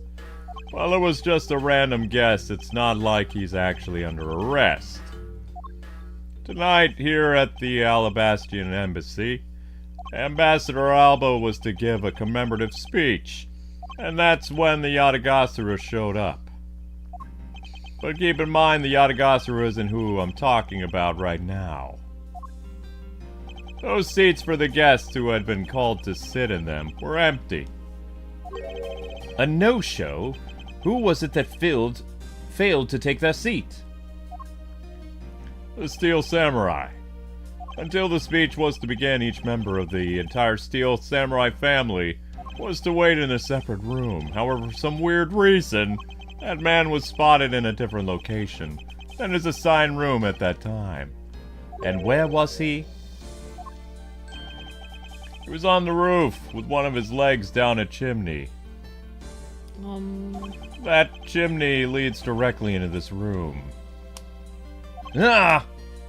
Larry Butz, you've really outdone yourself this time. What were you thinking, you idiot? In any case, I believe it's high time for me to start my investigation.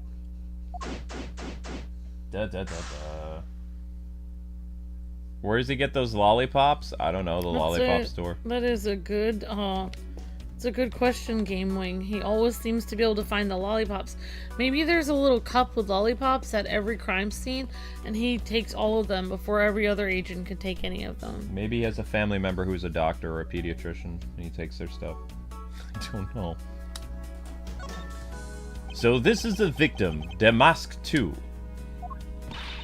What is it with this gaudy outfit? You don't know about Mask Day Mask? A few months ago, this thief caused a lot of havoc on the populace. So, this thief is separate from the Yatagarasu? I thought they were for a while because their MO and targets were different. The mask likes high-value trinkets and jewels, and being gaudy is his signature.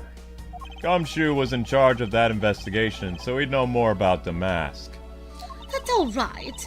All I probably hear are tales of his failure anyway. You haven't changed a bit, I see. In any case, let's get started, shall we? I won't rest until I've inspected every suspicious-looking nook and cranny. Actually, Francisca has changed. Yeah, she has. She's become much more confident, and she's able to do everything on her own. She doesn't have to stand behind Edgeworth anymore. And in fact, this case even shows that she's in charge. I'm very proud of everything that she does. I think she's very cool. Yeah, she is cool. I thought that Damask had quit the business. This guy, he's just a copycat using the name. Phony successor. He's just another petty thief. His real identity is an outwork guy by the name of Kashino. Kashino. He's 29 and he wanted on larceny charges. It's like casino, but Kashino? Yeah. From his clothes and what he was carrying, we determined that this guy is the real Damask 2. The cause of death appears to be loss of blood from the back of his head. It seems that he was struck with something very hard. In other words, he was bludgeoned to death. Oh, wow. Okay, so this is not the original Mask Day Mask. This is a copycat, which means that the guy from the court case that Phoenix Wright helped, prove wasn't a killer, is not the same guy. Good, because that guy deserved a happy life after that case. That was a crazy case. All right, let's look at the sword. I suppose this was the wrapping cloth mask Damask 2 used to carry his stolen goods. But there's nothing wrapped in it now. I guess he never did manage to get his hands on whatever it was he was about to steal. So it would seem, sister. Now let us look at the blade. So this is the murder weapon in this case. There's blood wood on this blade. It's a rather sweeping sword, isn't it, Miles? What did you expect? It's Steel Samurai Daddy's second weapon.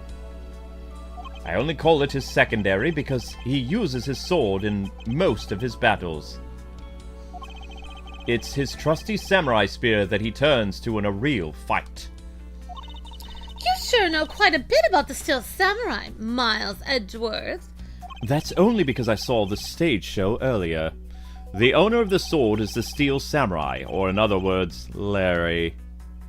I should probably ask him about it, as detrimental as it is to proving his innocence. Samurai sword jotted down in the court organizer. There was not a single shred of fashion sense in Damask's costume, Miles.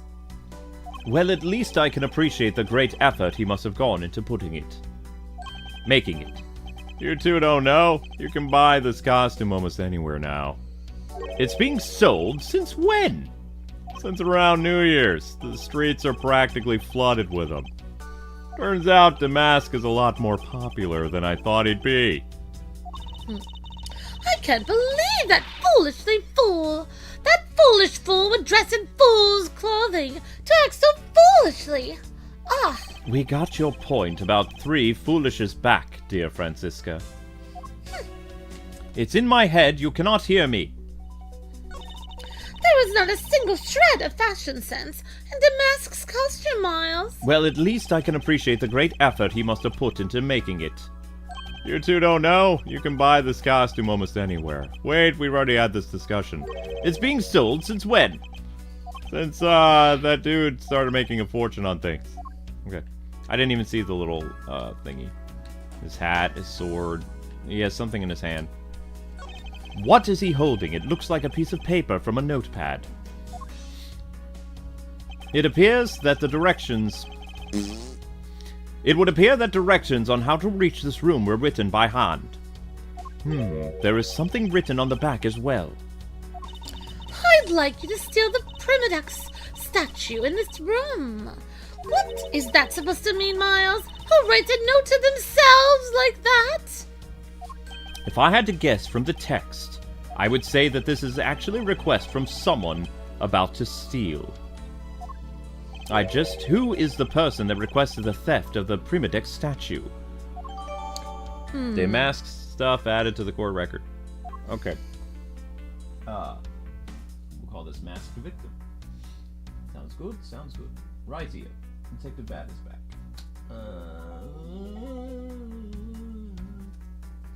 Masked victim. Okay. Moving on.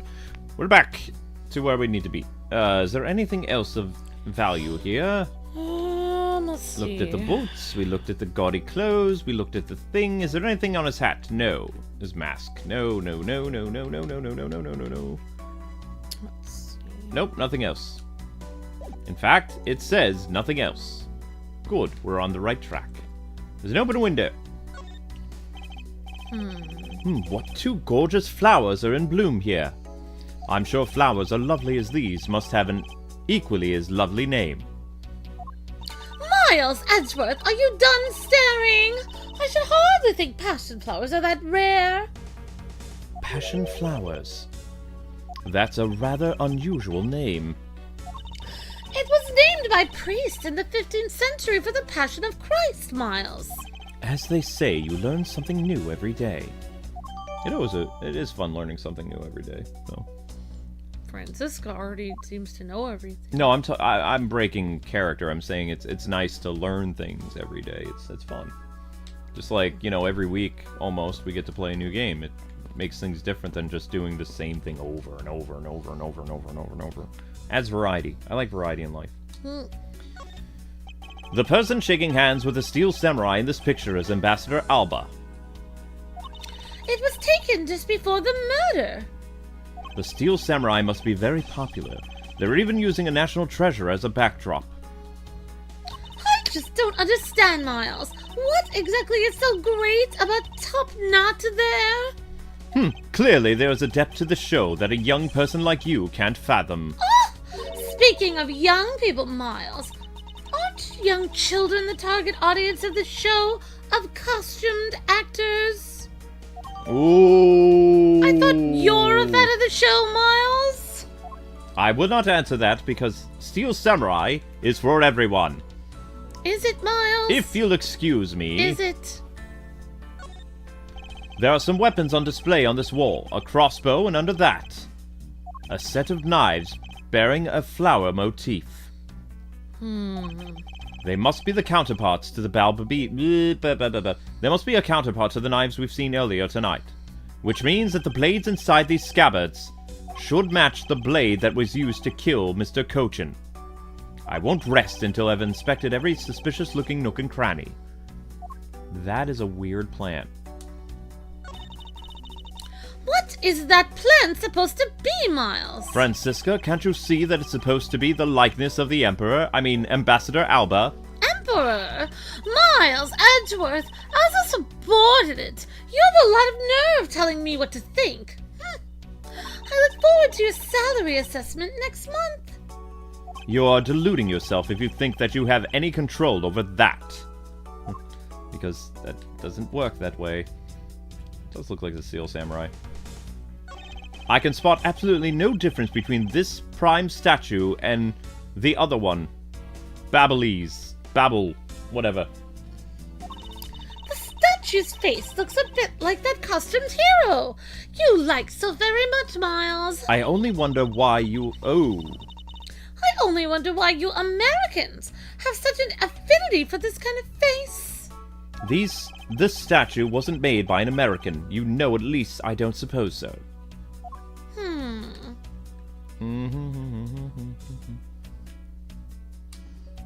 It is the Steel Samurai's primary weapon, the Samurai Spear. Oh, wait. Hey! Wait, how do I do it again? You were Shaggy. Isn't it awesome? I totally feel for this thing, man. It's sleek and shiny, like my heart. It comes at you like whoosh. When you hold it, you want to live life like bam. You do well to watch what you say, Larry. Although it's just as Larry says, the spear is quite the symbol of valor. However, speaking of spears, aren't you supposed to be using them by thrusting the point straight into your opponent? I'm not entirely convinced that this spear is up to the task. Yeah, because it's crooked. What's wrong, Edgy? You're just staring off into the distance. Oh, I get it. Tell you what, I'll tell the studio to make you one, okay? But this one's mine. Did I say anything about wanting one?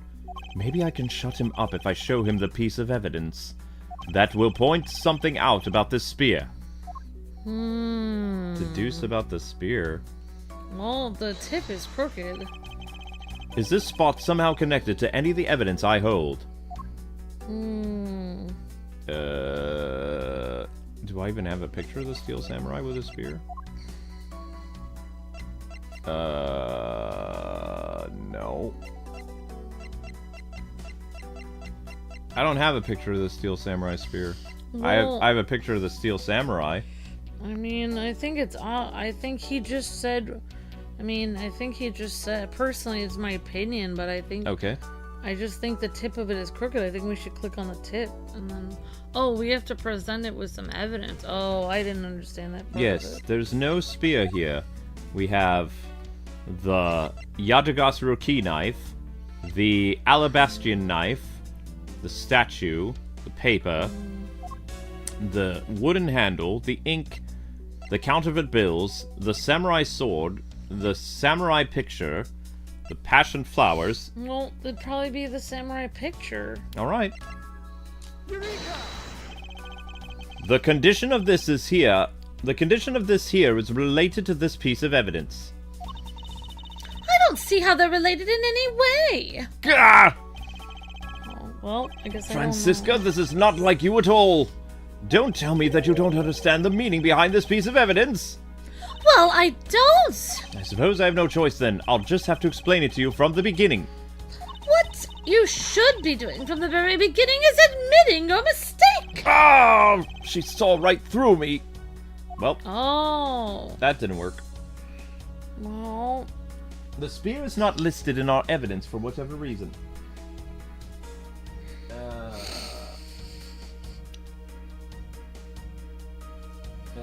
Masked victim 144. Examine spear. Well, I mean, obviously you need to examine the spear. Hi, Brianna, how you doing? We'll look at this next. Why is there a weapon on display in a place like this? I wonder why there are no whips on display here. Okay.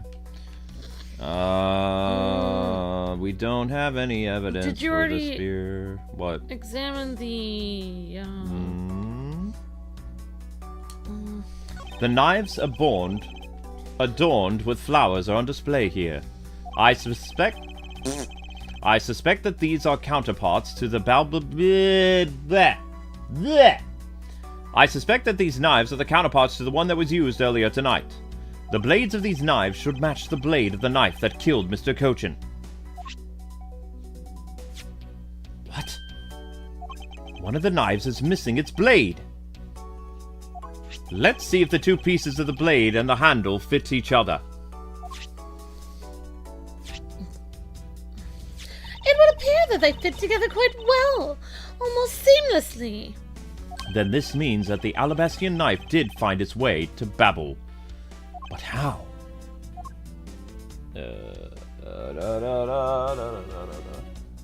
We already examined all the crossbow and the statue. Yeah, but it wants us to deduce the spear for some reason. How do you know it wants you to deduce the spear? I don't know. Maybe it wants you to deduce something else in the room. Larry, about this spear. Like, are you feeling okay? Bam! I thought there was something strange about this spear. Tell me, Larry, is it me or is the spear a bit bent? What? Like, no way! It's exactly as it should be, yo! I have here the autograph you wrote for me earlier. Now take a good look at what you drew with your own hands. You can see that the spear is clearly of a different shape. Ah! What do you have to say about that, Mr. Butz? Like, I'm sorry! Like, when I hold the spear in my hands, all of a sudden I feel so super powerful.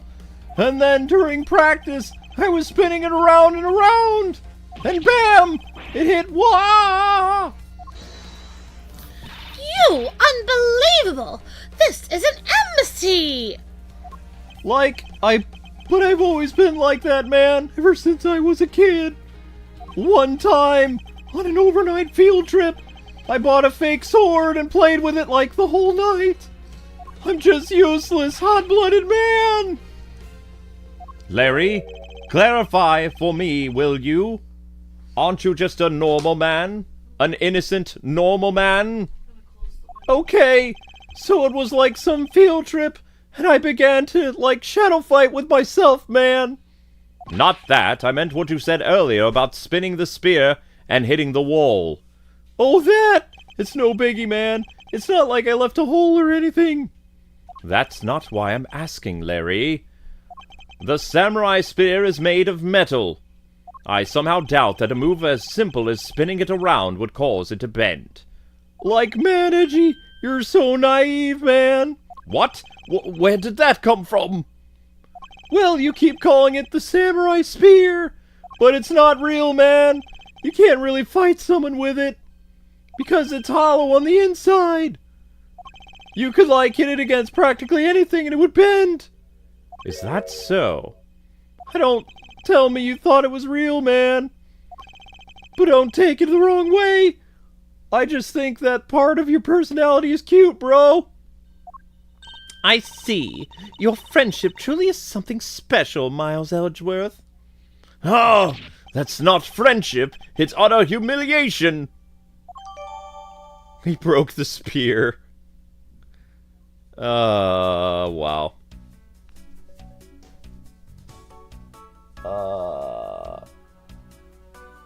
Okay, alright. Anything else we can look at in this room? Looks like everything else is accounted for. Statue thing, this, that, and the other.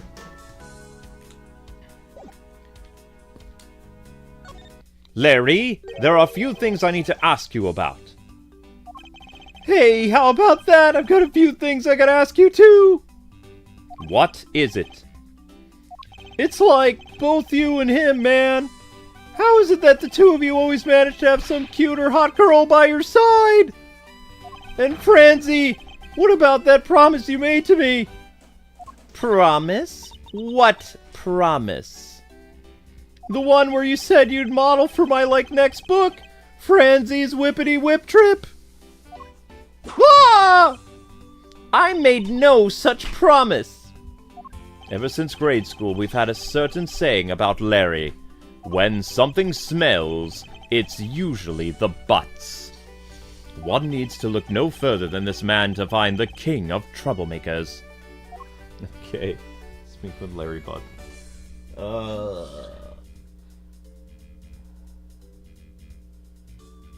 Larry's been Santa. Larry's done everybody up.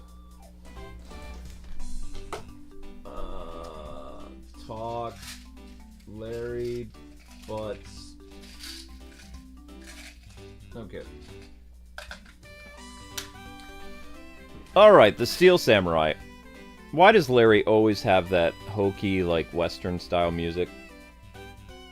He always gives Larry that weird, Western, yeehaw stuff. Oh well. Steel Samurai. As I recall, aren't you calling yourself Loris Donum?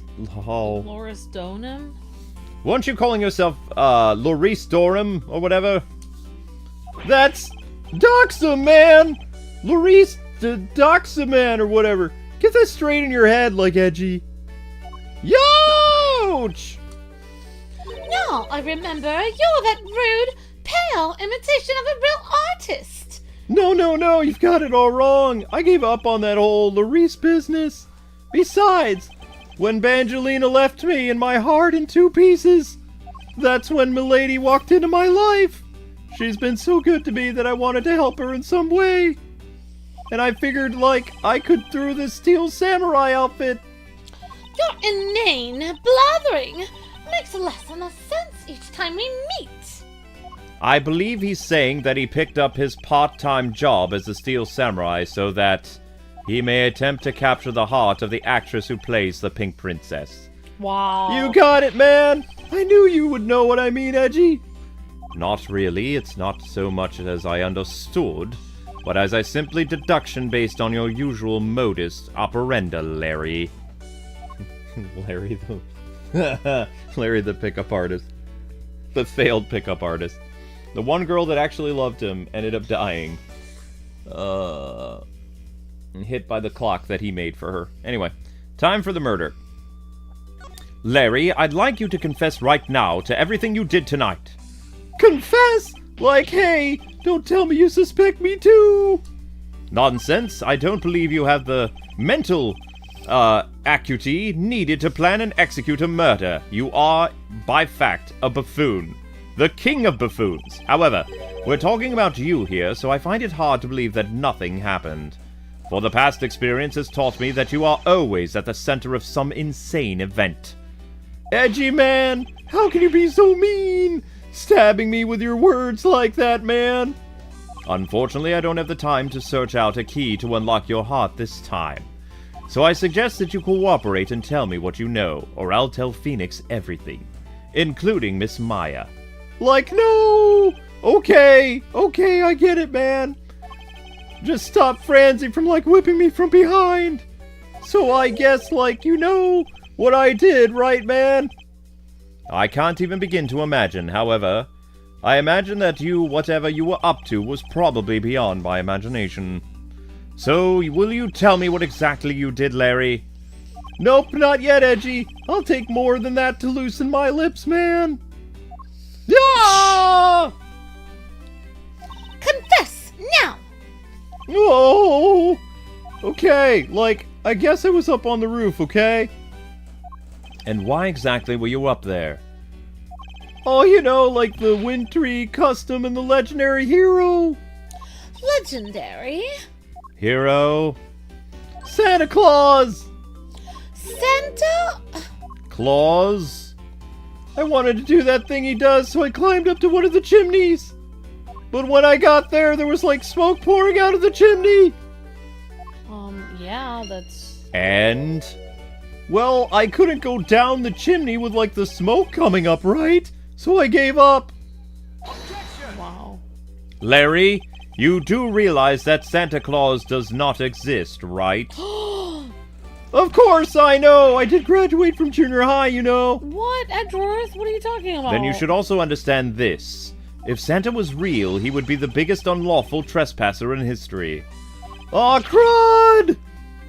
It is your attempt to imitate Santa that has landed you as a prime suspect in this murder. Come on, man! That's so wrong with pretending to be a Santa! Let's start with the fact that it will be the Ides of March in a matter of hours. Santa only visits homes on December 24th, you nitwit. That's in December! No! Hey, wait a sec! We're not in court, man! Okay.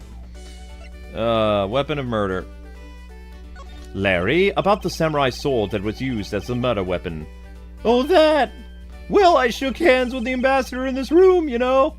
Yes, apparently you did. And well, I totally forgot about it and left it behind. When I left afterwards. You want to talk about shock? I was the most shocked of all when I heard I killed someone. Shocked! Foolish fool!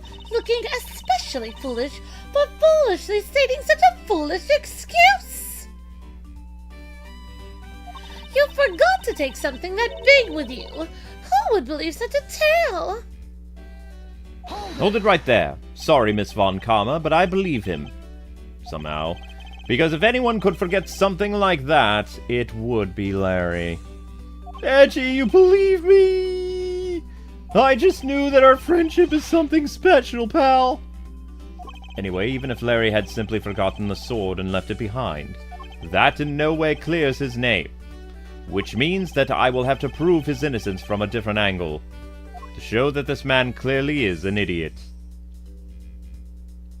Okay. Okay, so now we have to, like, maybe we have to present stuff to him, or, I don't know. You want to present stuff to him? What would you like to present to the Steel Samurai? Oops, that's Francisco. I don't know. That's okay, I guess we're gonna talk to her. Let's talk to Francisco about the investigation. I've only just arrived in this room myself, which is why we need to investigate some more. Yes, I agree. Oh, wow, I am psychic. Okay. Yes, you said that, Edgeworth. Our fine. priority should be on understanding what the current situation is. What? Yes, of course. I was planning to do that from the very beginning. Are you not paying attention to what I'm saying, Miles? I'm still very dizzy from the smoke from earlier in the other room. That's because there was a murder, Miles. Of course there's going to be smoke. In that case, hurry up and start the investigation already. I will, so let's get started. In order to find out the truth behind what happened here, I should start by gathering as much information as I can. Of course Santa's real. Miles is just a skeptic. Miles only believes in what he can see with his eyes. Yeah, Miles says that Santa's not real. Miles doesn't believe in... He's just skeptical. He didn't have a very good childhood. His dad passed away when he was little. Yep. So he That's doesn't true. have a very good childhood, so he wouldn't probably have believed in Santa because he was raised by that really mean guy. Yep. And everyone knows that if you don't believe in Santa, he can't really come and see you. So you have to believe in him for him to give you the presents. Hey, like, that's an official samurai weapon! What? You want me to do it? So you have no idea how many fans asked that from me? What are you even prattling on about now? Steel Samurai Sushi Slash! How was that? I bet it sent shivers up your spine! I let myself get caught up in it, being a spectator. How could I have failed myself?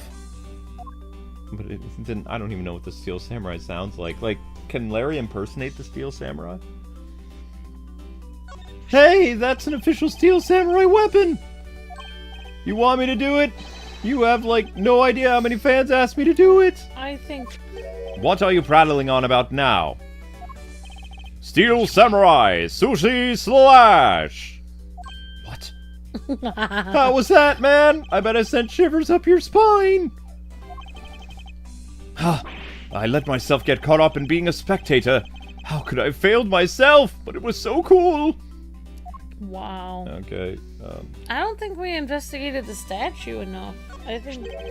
Hey, it's Larry. It's the Steel Samurai.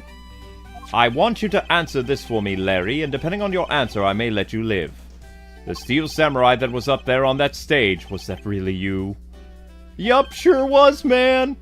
Larry, you... Steel Samurai Sushi Slash! I was moved by the performance of this man! This completely useless, worthless bum! I fear I may never recover from this. He was fanning out and it was his friend that's a loser. It was his friend who was doing the stuff on the stage. Probably has a voice changer, Luke. Okay, we'll go with that. What else can we offer? I don't think you've examined everything in the room. Okay. I don't know. You already examined that. Yeah, you didn't examine the statue. I did not examine the statue. You are correct. That's what GameWing was saying. He was saying, I think there's more with the statue, and I think GameWing is correct. I think GameWing is correct. Let's look at the desk first. This must be Ambassador Alba's desk. His notebook is open on his desk. He must have been in the middle of some important work. Sapling growth log. It finally sprouted today. Funny, it doesn't look like important work to me. It's not. It's talking about a plant. I mean, they're very big on plants in that country. Okay. Whoops. There was the exact same statue sitting in that, Babylonianese office thing we examined. Babylese, do you mean, Miles? Right. I have problems with foreign languages, alright? I'm pretty sure this word is translated into English. It's the Primitive statue. It's not the King's English. Moving on. It was the national treasure of the Principality of Cadopia. There was only one of these statues, meaning that one of the two is a replica. But both Allebahstian and Babal claim to have the real thing. What an incredibly childish fight to have. Statue jotted down in the court record. I won't rest until I've inspected every suspicious-looking nook and cranny. Boop. It's a prime statue. There was one of these on the other side of the embassy as well. I hear it's very valuable and made of pure gold. It was the natural treasure of Cadopia. There was only one of these statues, meaning that one of the two is a replica. But both Allebahstian and Babal claim to have the real thing and won't budge from their claim. What an incredibly childish fight to have. Oh, I think we can deduce something with the statue. Very well. This is a spot somehow connected to any of the evidence I hold. Well... The other statue? No. There, that shows that it was actually with the... in front of Allebahst, because we're at Babal, right? Look at this photo and tell me what you find odd about the scene, Miss Van Karma. The apparent joy on the ambassador's face as he shakes that top-knot hand. That's not it. I was trying to point out that the statue in the photo is facing a different way. You're right, Miles. This statue is a national treasure. As such, only an ambassador or a secretarial-level person is allowed to handle it. The fact that the statue is facing one way in this photo, and now it's facing a different direction in this preserved crime scene, is proof that someone touched this statue around the time of the crime. Statue updated in the court record. I guess that about wraps up my investigation. That's... Yo, Pink Princess! Like, how you feeling? Still feeling ill?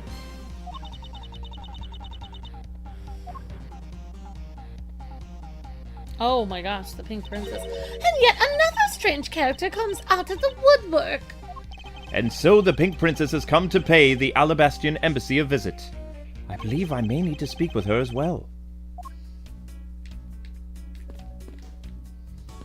This is the one that Larry's in love with? Yep. Miss Pink Princess, I have a few questions I'd like to ask of you. Miss Pink Princess? No! Yeah, what do you want? Hey, this must be what they call fate. How could this happen in 2 days? How? What? Like, aren't you Miss Oldbag? Why are you so surprised? Oh, so you're the one they got to play the Steel Samurai. It's too bad I didn't realize that until now. Your acquaintances with Larry? Why, yes, we worked at the same company for a little while, you know. That's why it's okay.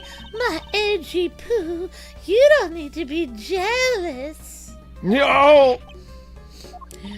I was in the next room, you know, trying to get in some beauty sleep. But it was so noisy here that I couldn't fall asleep. So I came over to complain. So imagine my shock when I saw my precious edgy poo waiting here for me.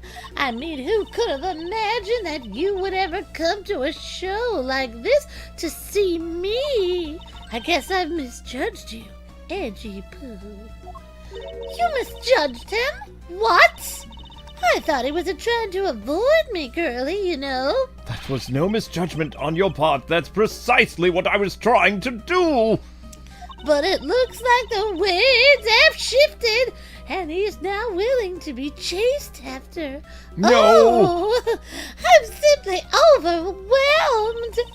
Don't worry, Edgy Poo, I'll chase you forever to the ends of this earth. No, I prefer that flight attendant with the weird voice. Isn't this Miss Oldbag? This is one of the rare times when Francisca and I actually see eye to eye. Pink Princess. Oh my god. Oh, did not see that twist coming. And literally Larry was head over heels in love with her. Because he didn't know the woman who was under the suit. Yep. So she was just acting. Oh. Poor She Larry. sure gets around, like, all these different parts. Oh my gosh, Wendy Oldbag, the Pink Princess, yikes. Now then, what are you doing here?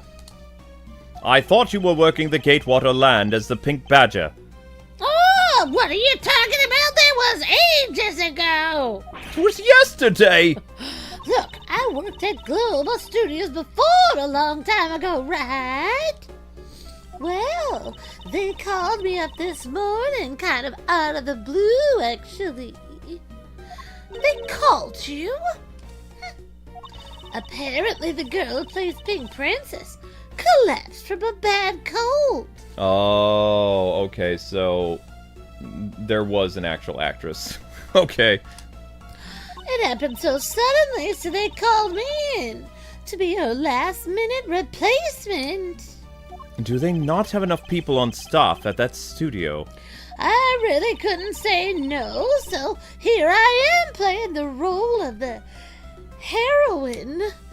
Beautiful and wearing pink instead of that Mindy girl, I mean. But that poor girl, I feel so bad for her, 'cause they let me stand in for her. She's gonna have a terrible time replacing me, because at the very last second I threw my rag doll instead, and the audience was in an uproar, because I tell you, they're really a bunch of simpletons, you know what I'm saying? You're rather a lively old lady. So basically, you received the stand-in request this morning, correct? Oh, you got it, Edgy Poo. If you need to see it, I got it right here. Look. It appears that she's telling the truth, Miles Edgeworth. Stand-in, jot it down into the court organizer. That tell you, my fine acting moved that entire audience to tears. Yes, the tears of laughter, as I recall. But being famous has its own problems too, you know. Here, take a look at this. Huh? It's a letter from a stalker. I was just taking a break when I found this stuck under my door to my room. I'll be descending on you from above tonight, your loving night. Creepy! Oh no. Honestly, you really have to watch out for these kind of things. Look at what it says. Wendy, I'll be descending on you from above tonight, your loving night. Ha! How absolutely revolting! I mean, you'd think he could get my name right.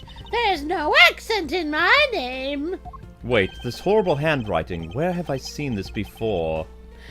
Oh, but now you're here, Edgy Poo. I feel 100% safe. Oh no. I'm being hit on by all these young men. Where do I factor into this? You'd bust that evil stalker man for my sake, won't you, Edgy Poo? Well, if you allow me the liberty to handle this in my own way, I'll gladly dispatch a detective to your house later. Oh, come on, Edgy Poo. Stop being so dismissive and playing hard to get. Oh, I just threw up in my mouth. Oh dear. Boff. You'll always be my stallion. Nay! Lucky for you, I still have that flight attendant's phone number. It's her voice I can't stand, but if she is silent, she is the ideal woman. Time of murder. What were you doing at the time of the crime? What crime? What are you talking about? What crime? After the show was over, I've had nothing but free time on my head. So I used the fireplace in the next room to keep my bad hip warm. I could always use something else to keep it warm. Oh, no! Like a nice warm hug. We could snuggle under a blanket watching old movies of romance. Stop it! Stop it right now! A murder occurred in the room right next to yours. Oh, is that right? Oh, Edgy Poo, I'm so scared. Hold me, caress me. No! If you could please not cling onto my personage! Get off! Oh my, your arms are so strong. Oh no! No, I didn't go over there. I mean, I may have had the heart of a young, tender maiden, but my body just refuses to cooperate at times. I fall over, and as soon as the show ended, my hips started acting up and got stiff, and I couldn't move at all. Can you provide proof of your condition? I mean, I have gray hair. Oh, you just go ahead and ask the doctors in the infirmary. They're the ones who carried me from the theater all the way to this embassy. I have to admit, the thought of her not being able to leave that room is rather pleasant. Prosecutor Van Karma, I brought the police dog as you requested, sir. Good work. You may leave now, officer. This dog. I requested the assistance of a dog in our search for the Yatagarasu. It looks like you guys have a pretty bright dogs in this country, too. Hey, you're a real cutie, aren't you? Yeah, that's a good boy. That's the police dog Gumshoe's been taking care of. I think its name is Missile. Missile is the name of that Pomeranian from the other Capcom game. Wasn't that was that game made by Capcom? The Ghost Trick. Wait a second. Ghost Trick had a dog named Missile. This game's connected to Ghost Trick Detective? I don't know, but it's a dog with the same name. Huh? What a fitting name for a police dog that dashes out in front and attacks. That action alone isn't exactly what's going to solve the case, you know. want you to find some clues. Go on. Woof. Ruff. Ruff. Pink Princess scares everyone. Good dog. You really are quite right, aren't you, Missile? Unlike a certain someone I know. Now, what do we have here? What's this? It looks like a small hot dog, but... What? Wait, Francisca, isn't that an official Steel Samurai hot dog? No, bad Missile. He ate it. I wonder if it's all right for him to eat that. It's just a meat substance snack featuring the Steel Samurai. I'm sure he'll be fine. That's quite a bit of information you've gathered there in a single quick glance, Miles. You must be quite a fan of that show. Wait, Missile was in the first Ace Attorney game too? Ah. So maybe that's why they did it when Ghost Trick. They named it. It was the same name as the dog. The dog's name was Missile in Ghost Trick. Whoa. Okay. It's quite a bit of information. You must be a fan of the show, Miles. I'm so lost. Okay. We should really be focusing on why there was a samurai dog here in the first place. It looks like the snack wasn't all Missile found. And what do we have here? It appears to be a lady's undershirt. I wonder if Ambassador Alba might have an interest in cross-dressing. I somehow doubt that. It doesn't look like the shirt would even fit him. A samurai dog and a lady's undershirt. What are these two items doing in a room like this? Given the circumstances, the lady's undershirt could belong to one person. I suppose I should get this over with and ask the owner... Thank you, Miss Tiana. 1 second. Appreciate you. I will read it in just a sec. I suppose I should get this over with and ask the owner of said undershirt about it. Okay, before we continue the investigation. Alright, and let's see, I have my phone. Miss Tiana says, that dog looks like our dog, Milan. She's a Shiba Inu, and my older sister told me that they're used as police dogs in Japan. Also turns out that Milan is a hunting dog as well. Awesome, Miss Tiana. What a cool name for a dog, and that's so cool that you have a dog that your sister told you that they're used as police dogs in Japan. So cool. All right, thank you, Miss Diana. You're amazing. So the dog. Thank you, Miss Diana. You're breathtaking. I just want to double check. Missile the dog ace.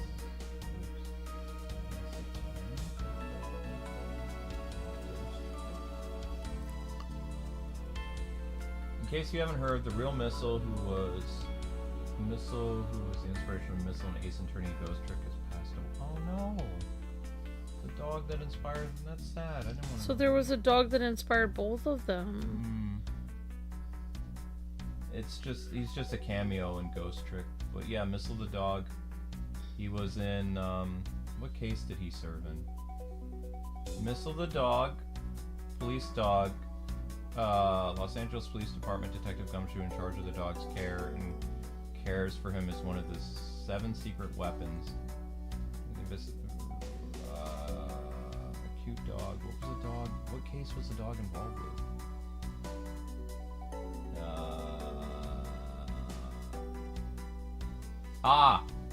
The metal detector was the instrumental in proving that Manfred von Karma was the villain of the case. So during the thing where von Karma is trying to frame Miles Edgeworth, it's Missile the dog who comes through with the evidence that helps put Manfred von Karma away. Oh, wow. Yeah. Oh, wow. Okay. We're gonna talk to the dog.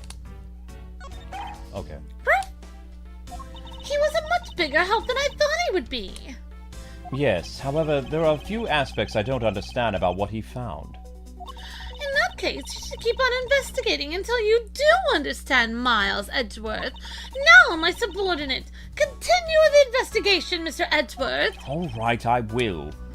It is with great dread that I proceed and do what I have to solve this case.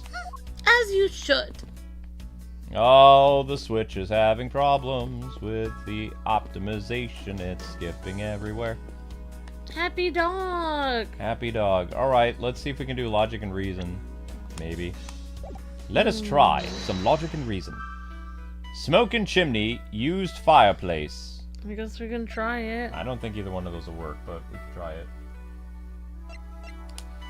I don't think these are going to connect.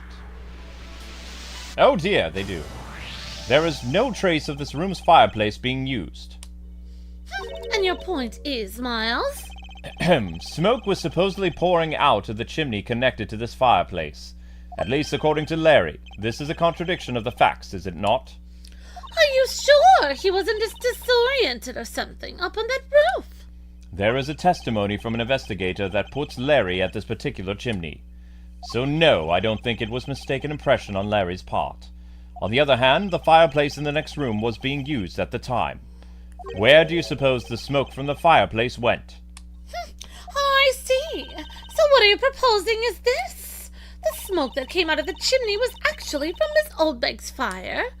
So basically the fireplaces of neighboring rooms share one chimney. Is that what you are implying, Miles? Precisely. Oh, so she had the chimney going in her room and all the chimneys connected into one, I think. Yes. There are decorative plants here as well. The room is overflowing with nature. Humans used to live in grandeur of nature once. Grandeur?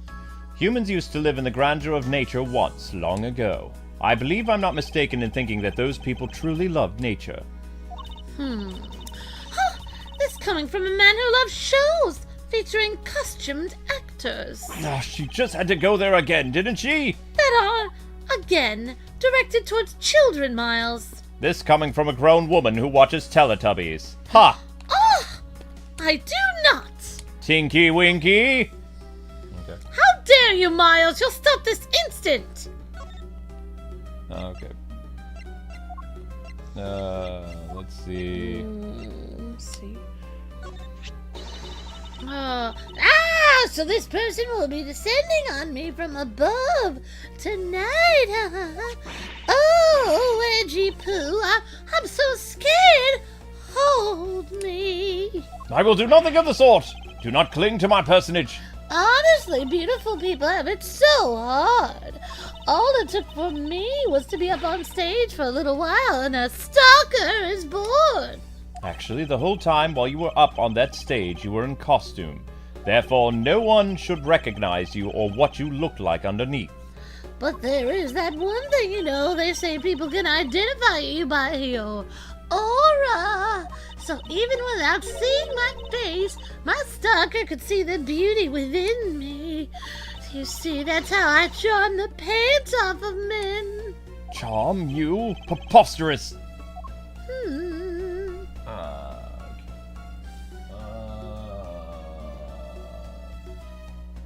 I don't know what to do next, actually. We talked to Missile, we did... Do we have... can we do logic mode again, or no? No, we only have one thing of logic. We just have that. Oh. Yeah, we're missing something. Oh, the statue. I already checked this area earlier, but it never hurts to take another look.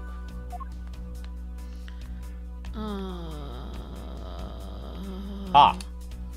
The counterpart to the Babelese butterfly is the Allebahstian flower. The butterfly and the flower, they're both lovely things, Miles. But we can interpret this to mean that the Allebahst provides honey to Babal. Francisca, can't you come up with a more meaningful or profound comment? Very well then, Miles. Let's hear what sort of profound comment you can come up with. Well, flowers cannot survive without the butterflies that spread their pollen. And butterflies cannot live without the nectar that flowers provide. If either one were to disappear from the equation, neither would survive. How was that, Miss Van Karma? Your explanation took so long. I nearly fell asleep, Miles. Well, let's continue the investigation. Oh, Francisca, why can't you just admit that I had something there? Okay. I never will, Miles. The tension between those two. Nope, still nothing else. Oh, we have to talk to, Lang. We didn't talk to Lang yet. No matter how hard you try, you'll never be able to, necessity in our Shifu's investigation. Is that a fact? But no matter how good he is bound to overlook something. If you insult our Shifu, then prepare to be punished! Oh, and how exactly would you punish us? Every investigator under Shifu's command will work to disrupt your investigation. Vindictive much? Well, here we go. You did some investigating over in the other embassy, right? I did. Is that a problem? Lang Z says a wolf who aims to hunt for 2 rabbits at once. I believe the idiom you require is, he who runs after the 2 hares will catch neither. I've heard that. Heh, a real wolf can catch both. No. I see. So what are you trying to say, seeing as how I am currently handling 2 cases? Heh, suit yourself. But don't say I didn't warn you. I think mainly what that guy does is he takes, like, you know, Asian proverbs and he twists them and he adds something to it that the original proverb never said. Like, you know, it's like what he just said about that. Like, you know, like Lang Shi always says that, you know, like if you're a wolf, you need, you know, hunt 2 rabbits. That wasn't the original proverb. The actual original proverb was run after 2 rabbits, catch neither. That was the original one. So he twists like the older sayings. Yes, he does. It's a fireplace, and by the looks of it, I don't think it's been used recently. Yes, I can't say that I see anything unusual about it. Okay, so we literally looked at everything. I think we should examine some stuff in our evidence stuff. Did we talk to the dog thoroughly, or examine the dog? I think we should examine the stuff in the evidence, like the undershirt and stuff, and different things that we haven't examined at all. Give it to the dog? Can't we just examine it, or do we have to give it to someone to talk to? We can examine evidence in this. Alright, so I guess we can just give it to the dog, I guess. Yes! Oh, there's some more thing, I guess. We borrowed this dog from the local precinct. But is he really capable of handling this case? I thought police dogs are usually of a much larger breed. He may be small, but he is an excellent police dog. Furthermore, he was raised by Detective Gumshoe. You had me thinking a dog was capable, until you said he was raised by Scruffy. Yes, well, I suppose that wasn't the best of arguments to use.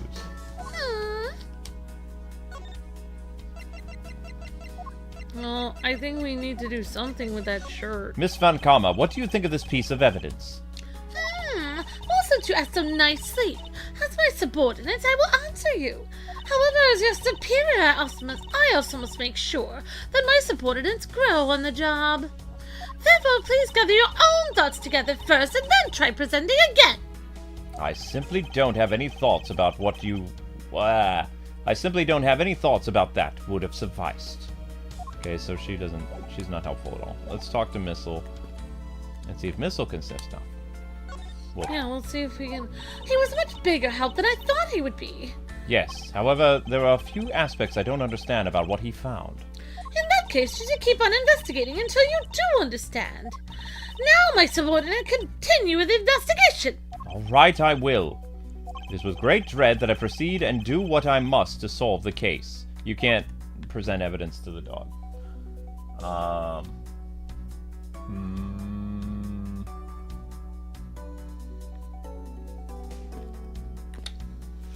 Okay, I don't know.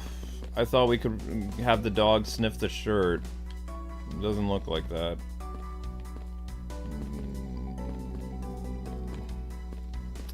Well, Amber, I'm open to ideas, because I can't really do anything else. Wait, can I could check out the clock.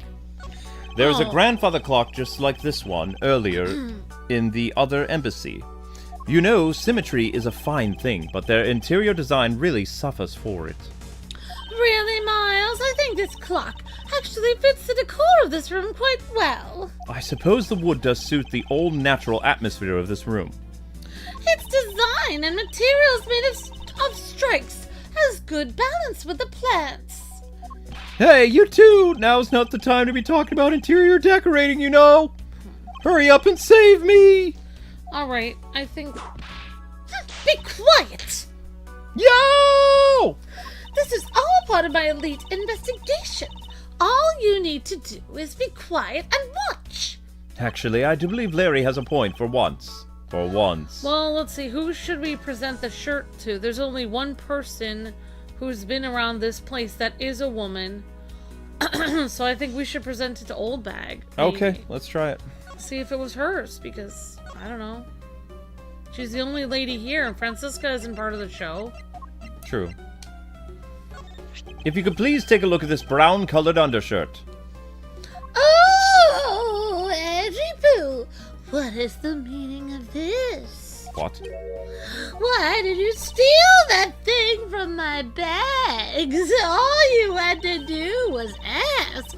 I would have gladly given you as many of my shirts as you'd like. What? No, thank you! Mm. This shirt was found here at the crime scene. What? Come now, why don't you just confess and explain what it's doing here? I know nothing! Nothing until you! What? Oh, I admit I used the fireplace to dry that shirt, but I can't really help the fact that I had to, you know? Wearing that pink princess costume was like being in a sauna! On top of that, I get fingered out as a suspect! You're too cruel, Edgy Poo! Are you claiming that you never once set foot inside this room? Of course I am! If I'd been the one to find the body, do you think I'd be as calm and relaxed as I am right now? I tell you. Oh no. It's like in a tabloid article's missing, and speaking of missing, when you get married, it says, I guess, and it proposes that to serve you, but I can't help it, will you marry me? Honestly, men these days. Well, I don't believe she's lying about her actions, so I can safely assume she really was drying her shirt by the fireplace on her break, and somehow the undershirt managed to move from the next room into this one. I assume the samurai dog was also yours. Oh, that brilliant mind of yours. You really can see through everything about me. And so the feeling of dread continues, but I suppose I should ask for more details. I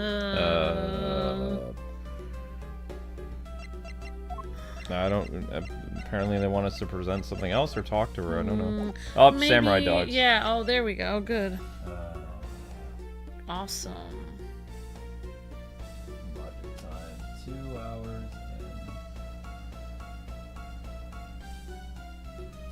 Now I have 2 stalkers. One sending me letters and one trying to take my extra undershirt off the fireplace when I'm not looking. Please stop. Samurai dogs. That samurai dog was yours, was it not? Oh, of course. I'm forever yours, my edgy wedgy poo. No, hold it! If you could just stick to what I asked of you, please. What? I'm sorry, I can't pay attention. Edgy, are you and Miss Oldbag like... No! No, God, no! Oh, really? Don't change, do you? When will you learn how to take a joke? Anyway, that samurai dog wasn't mine. Those things are a present from the studio to the embassy. A present?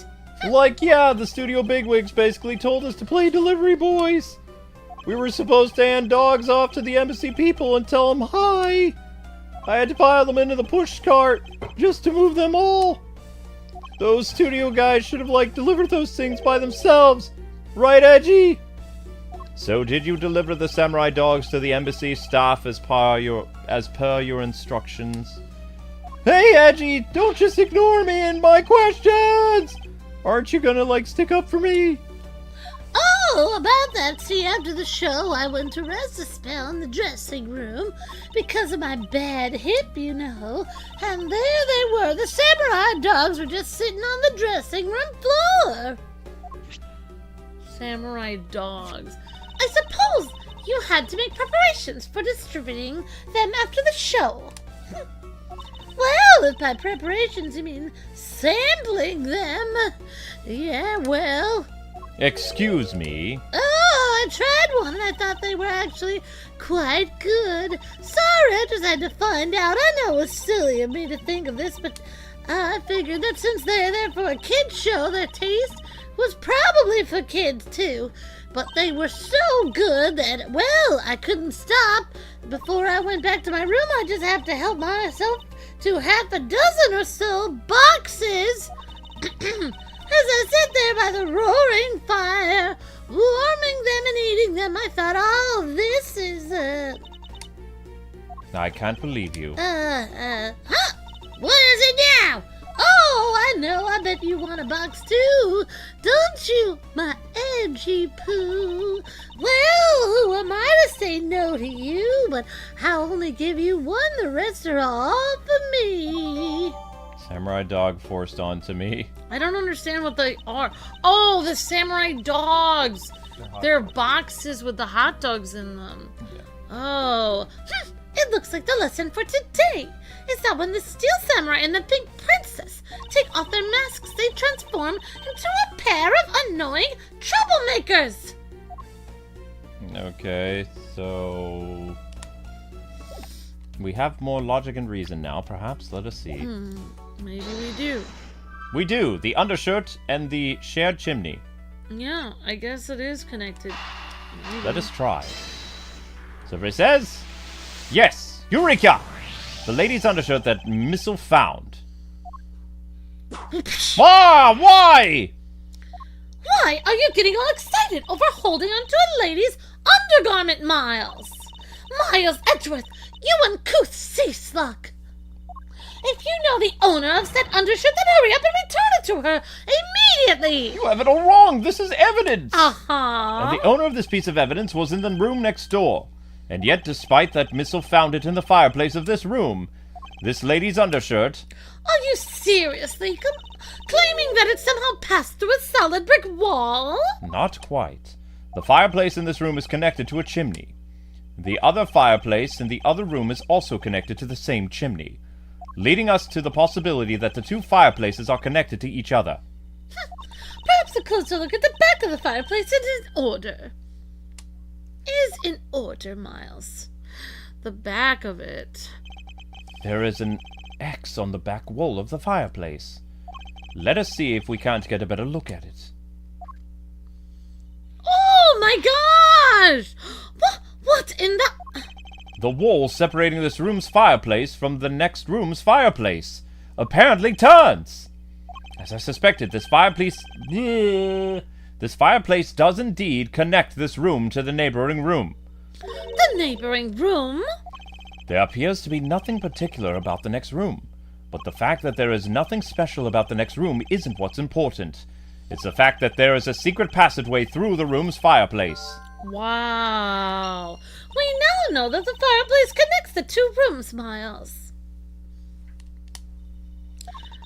But how exactly is that significant? You aren't going to suddenly name the old lady as Damask 2's killer now, are you? No, she couldn't move at all because of her stiff hip. So she could not have been the one. Unfortunately, I believe. Probably. And this fireplace has nothing whatsoever to do with Damask 2's murder. Investigation complete. Yes. Ta-da. Yosh. Yosh.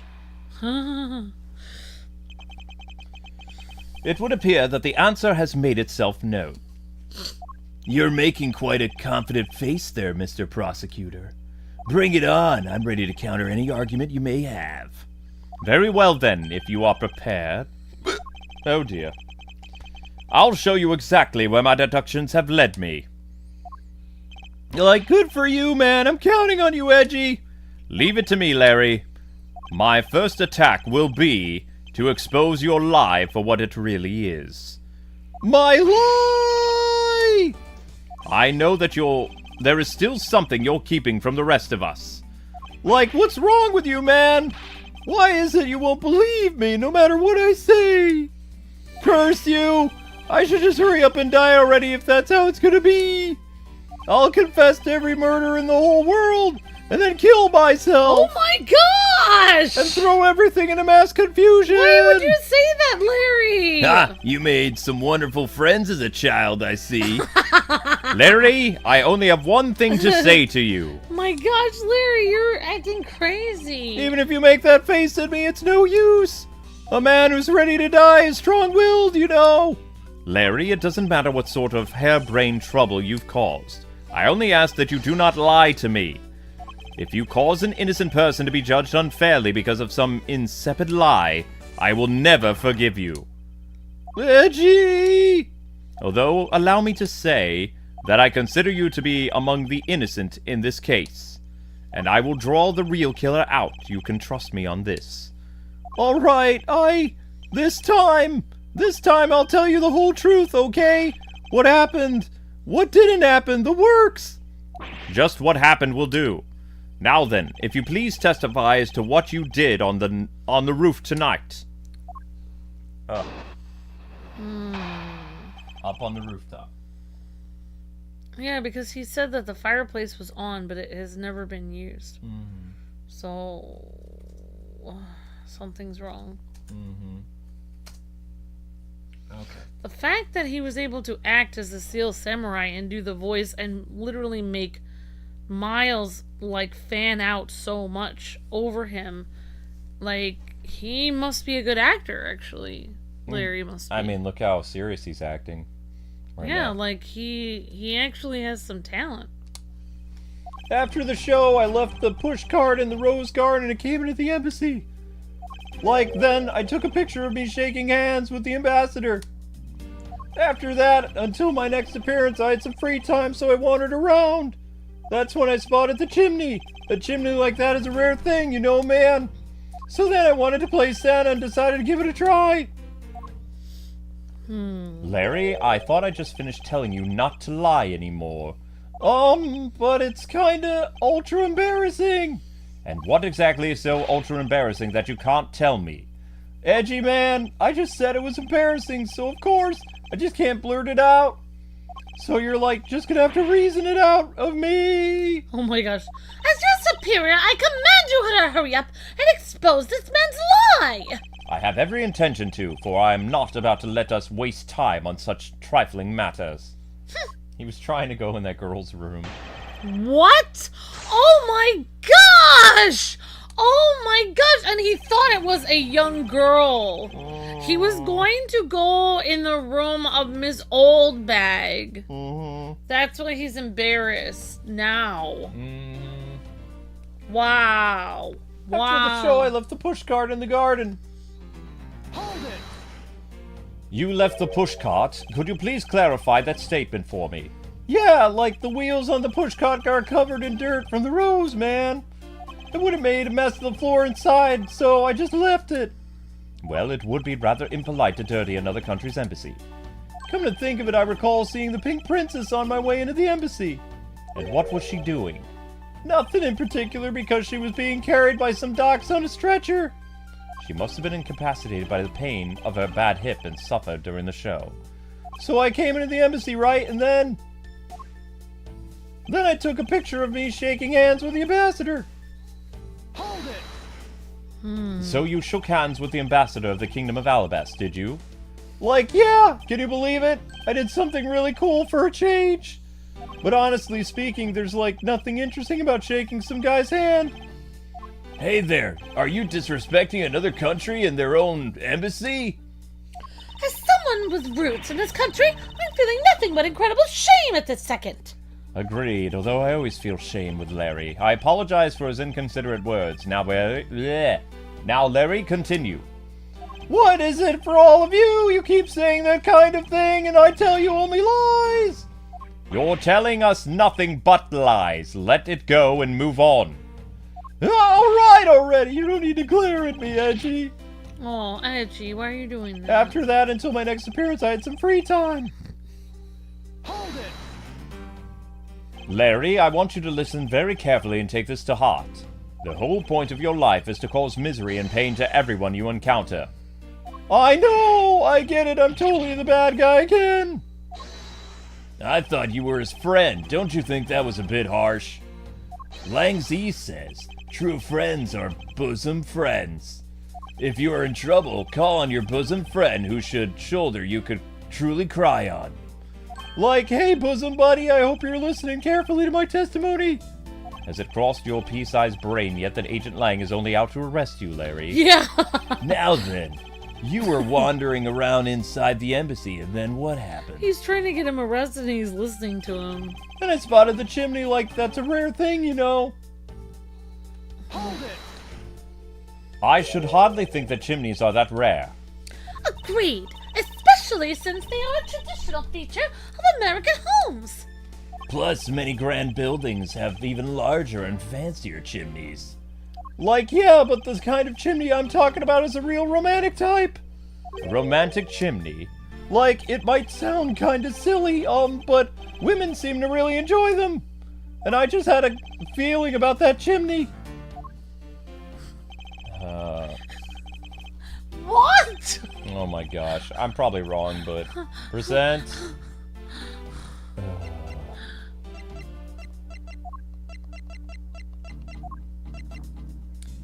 Oh, I hope I'm wrong. Objection! Larry, there is a major contradiction in that statement just now. Really? Like, hey, Francie, what do you think? I don't want to agree with you on anything, but in this case there is no contradiction, Miles. See, Edgy, even Francie says no problem. Ha! I must be all way off. I thought I was right, though. Although it seemed as though I had him, it appears that though I was the one who was had. At this rate, I'll never grab the hold of the truth. I know I need to present that stupid love letter to prove why he went down the chimney.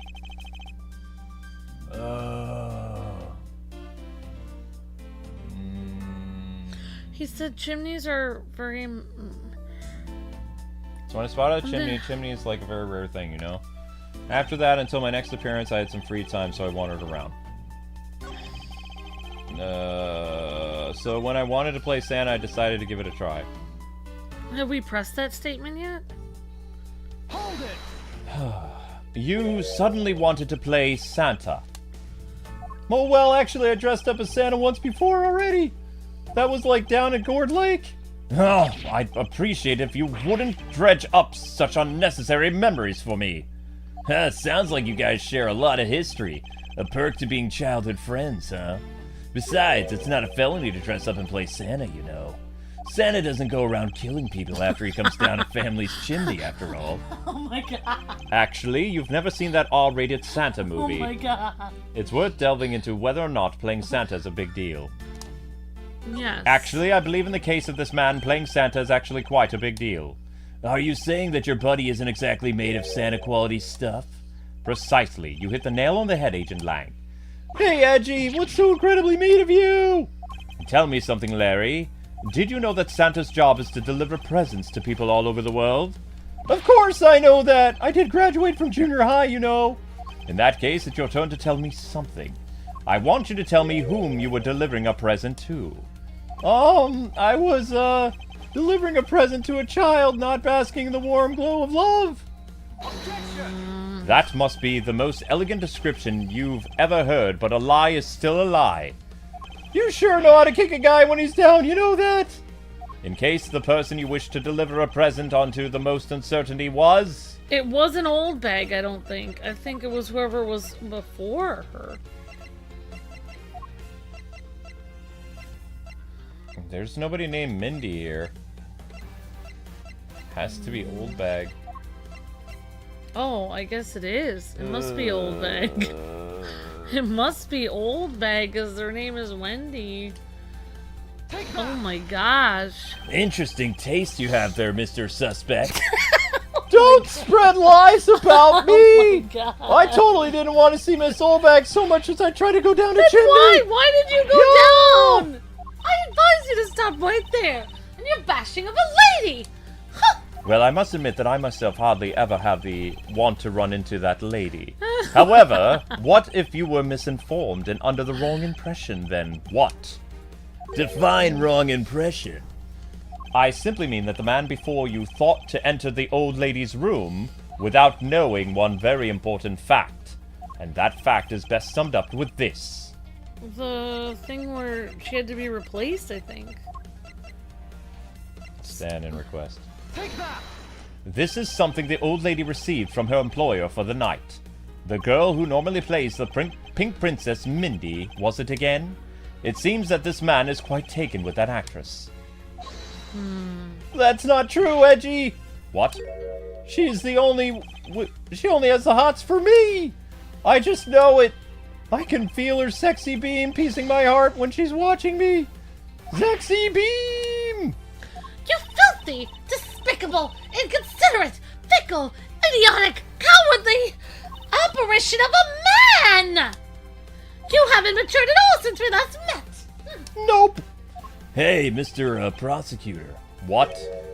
This guy, he's got bigger problems than just getting involved in murders, I take it. I suppose you could put it that way, yes. Hey, what the heck, man? I don't get you guys like at all. Why do you always make it out for me to be a sort of the bad guy? To return to the original topic, I propose that at least this much has been made clear.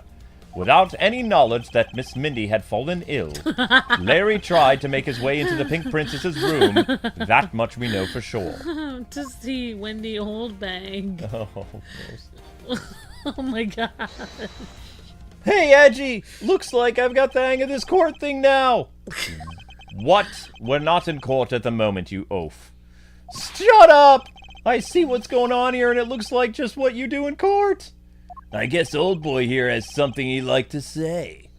Lang Z says until the root of the tongue dries, one never knows the whole truth. You shouldn't form conclusions until everything is out in the open, which is why I'll listen. All right, then. Get ready to listen to me defeat Edgy in a battle of wits. What? Larry, have you forgotten that I should lose? Your victory prize will be your arrest. Yeah, exactly. Exactly. Miles is trying to help him and he's like, I'm gonna battle you. What? This is bad. Larry's assertion. Oh my gosh.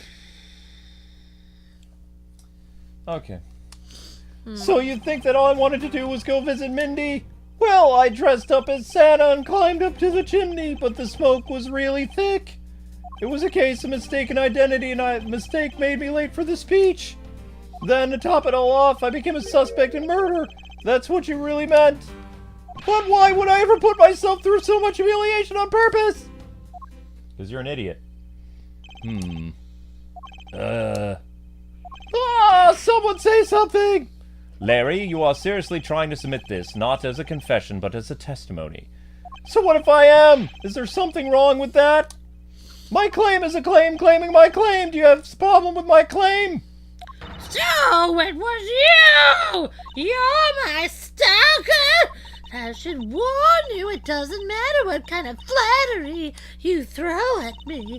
I'm the devoted type of woman who's wholly longing for her edgy poo, and I'm tempted just a tiny weeny bit. Dear edgy poo is always my beloved. I'm and so inspired! I'll always wait for him. You're such an inconsiderate, cowardly, idiotic, and all around completely worthless man! I thought I heard something ominous just now, but perhaps I was just my imagination.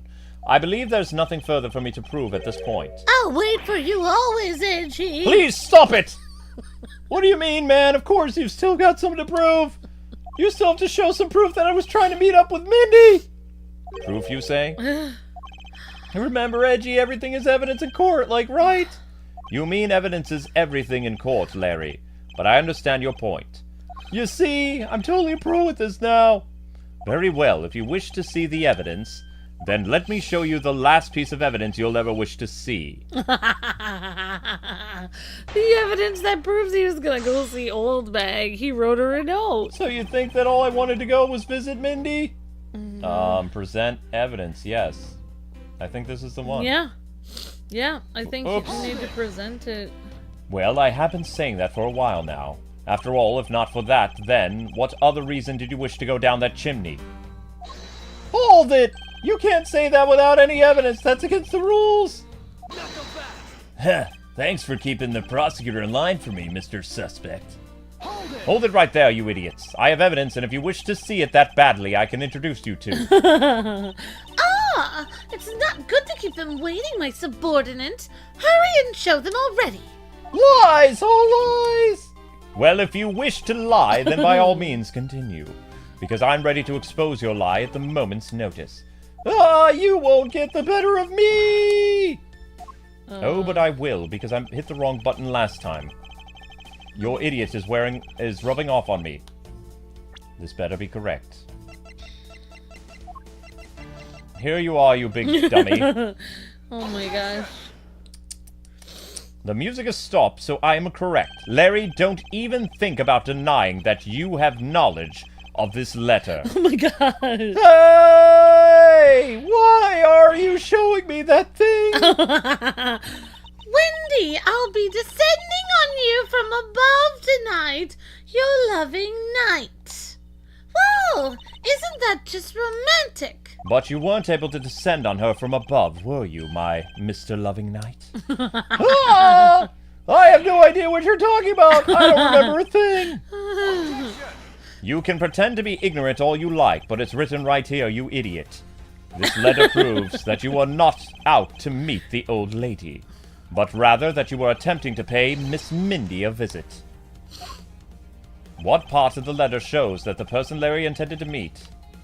Here. Yeah, because it looks like it upside down and...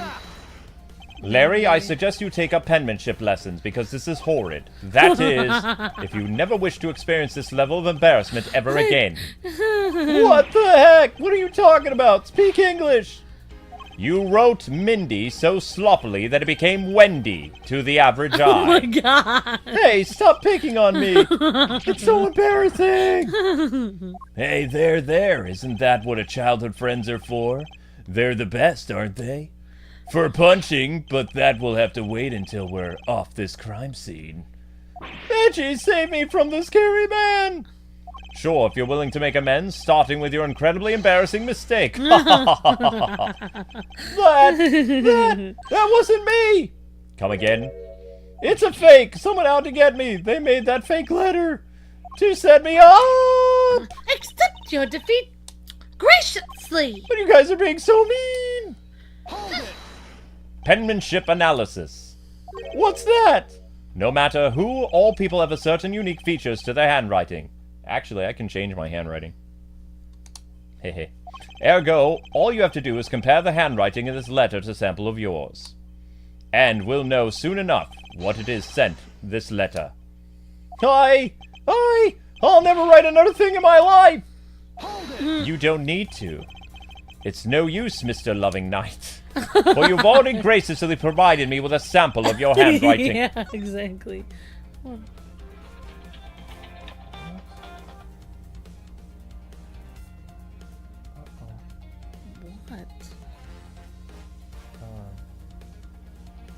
I'll tell you after the stream. What? I'll tell you after the stream. This. Take that! This autograph and your mysterious letter. If we compare the handwriting, we'll know the answer to our question soon enough.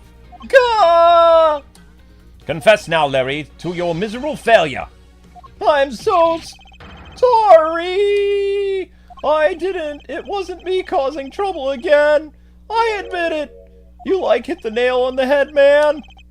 So he finally confesses. I saw the pink princess being carried around in the stretcher and got worried. I wanted to go into Minnie's room, but the doctors wouldn't let me in. So what choice did I have? It was the chimney or bust, Edgy. Your mind jumped from the door to the chimney? What a criminally overactive imagination! Well, at least I was honest and wrote Mindy a letter and stuck it under the door. That way she wouldn't be shocked when I came down through the chimney. Except for the fact that the letter was an utter failure at conveying that sentiment. I'm really, really sorry. Larry, you may be shameful, good-for-nothing blight on the face of humanity. However, I always knew you weren't the killer. I told you to trust me, because at the very least I can attest to that about you. Edgy poo! Ah! We've lost a lot of valuable time because of you! No! Yeah, we did. In any case, I believe we can say that we now know exactly what happened. Mr. Larry Butz sought to climb down the chimney, not for access to the crime scene, but to enter the room of an elderly lady next door. Great job, Mr. Prosecutor. Although I still find it a bit unbelievable that the two of you are friends. What? But the suspicion on that guy over there isn't completely resolved yet, so don't get any funny ideas about running off, okay? Yo! Like, hey, what? Edgy, what does the Wolfman mean when he says I'm not off the hook? He means the murder weapon. Larry, did you forget? There are 2 layers of suspicion hanging over your head. That's exactly what I mean. We can't only rely on the words of the suspect after all. We may have figured out where he was and what he was doing all night, but the blood-stained samurai sword that was left at the crime scene, as long as there's no satisfactory explanation for that, this wolf will refuse to ease up on his bite. Yeek! Edgy, like that guy, he looks like he's seriously about to take a bite of me. I'm well aware, and you should be well aware that this upcoming battle will be crucial. Thanks to the cooperation of our lovely bumbler, I've been dealt a very nice hand and a sweet trump card. Looks like we're about to enter the final bout. Now, Mr. Prosecutor, let's see what you've got. I can easily point out the contradiction in the supposed murder weapon, but the real problem for me is figuring out what the real murder weapon is. This will be a high-stakes gamble, but this is one game I can't afford to lose. And we'll have to wait till next time. Aww. Yep. Also, I'm kind of all tired out from all the voices, so I need to recharge. Alright, guys and gals, so if you would like another stream of Ace Attorney Investigations, 1,000 views is required. If you guys are not able to get 1,000 views by tomorrow, tomorrow will be the Marvel vs. Capcom stream in its stead. So you will have something to look forward to if Ace Attorney does not come back. We were able to get 860 views. That's about 25 views less than yesterday. I think we were at 870, something like that. Or 875, I don't remember. Maybe 880, I don't know. So the rest is up to you guys and gals. We hope you're able to achieve it. But my voice is literally exhausted. And to add the smoke in the atmosphere, it doesn't really help all that much. So I did the very best I could. Thank you, Miss Deanna, and thank you to Max for the super chats. You guys are breathtaking. We really appreciate the assistance with revenue for the channel today. And you'll be redirected over to Funko Fusion, which will be happening at a little past 8 o'clock. I'm going to grab a hot dog, samurai hot dog that my wife made.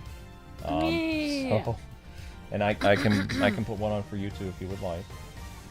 I have my asparagus salad, but I can have one hot dog if you want. Whatever you want, sweetie.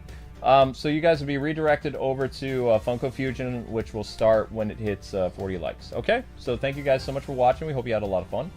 And we'll see you guys with another exciting live stream in just a few minutes. God bless. Happy gaming. Thanks so much for watching, everybody. If you're new to the channel and you somehow miraculously found us, we are Shadowbanned.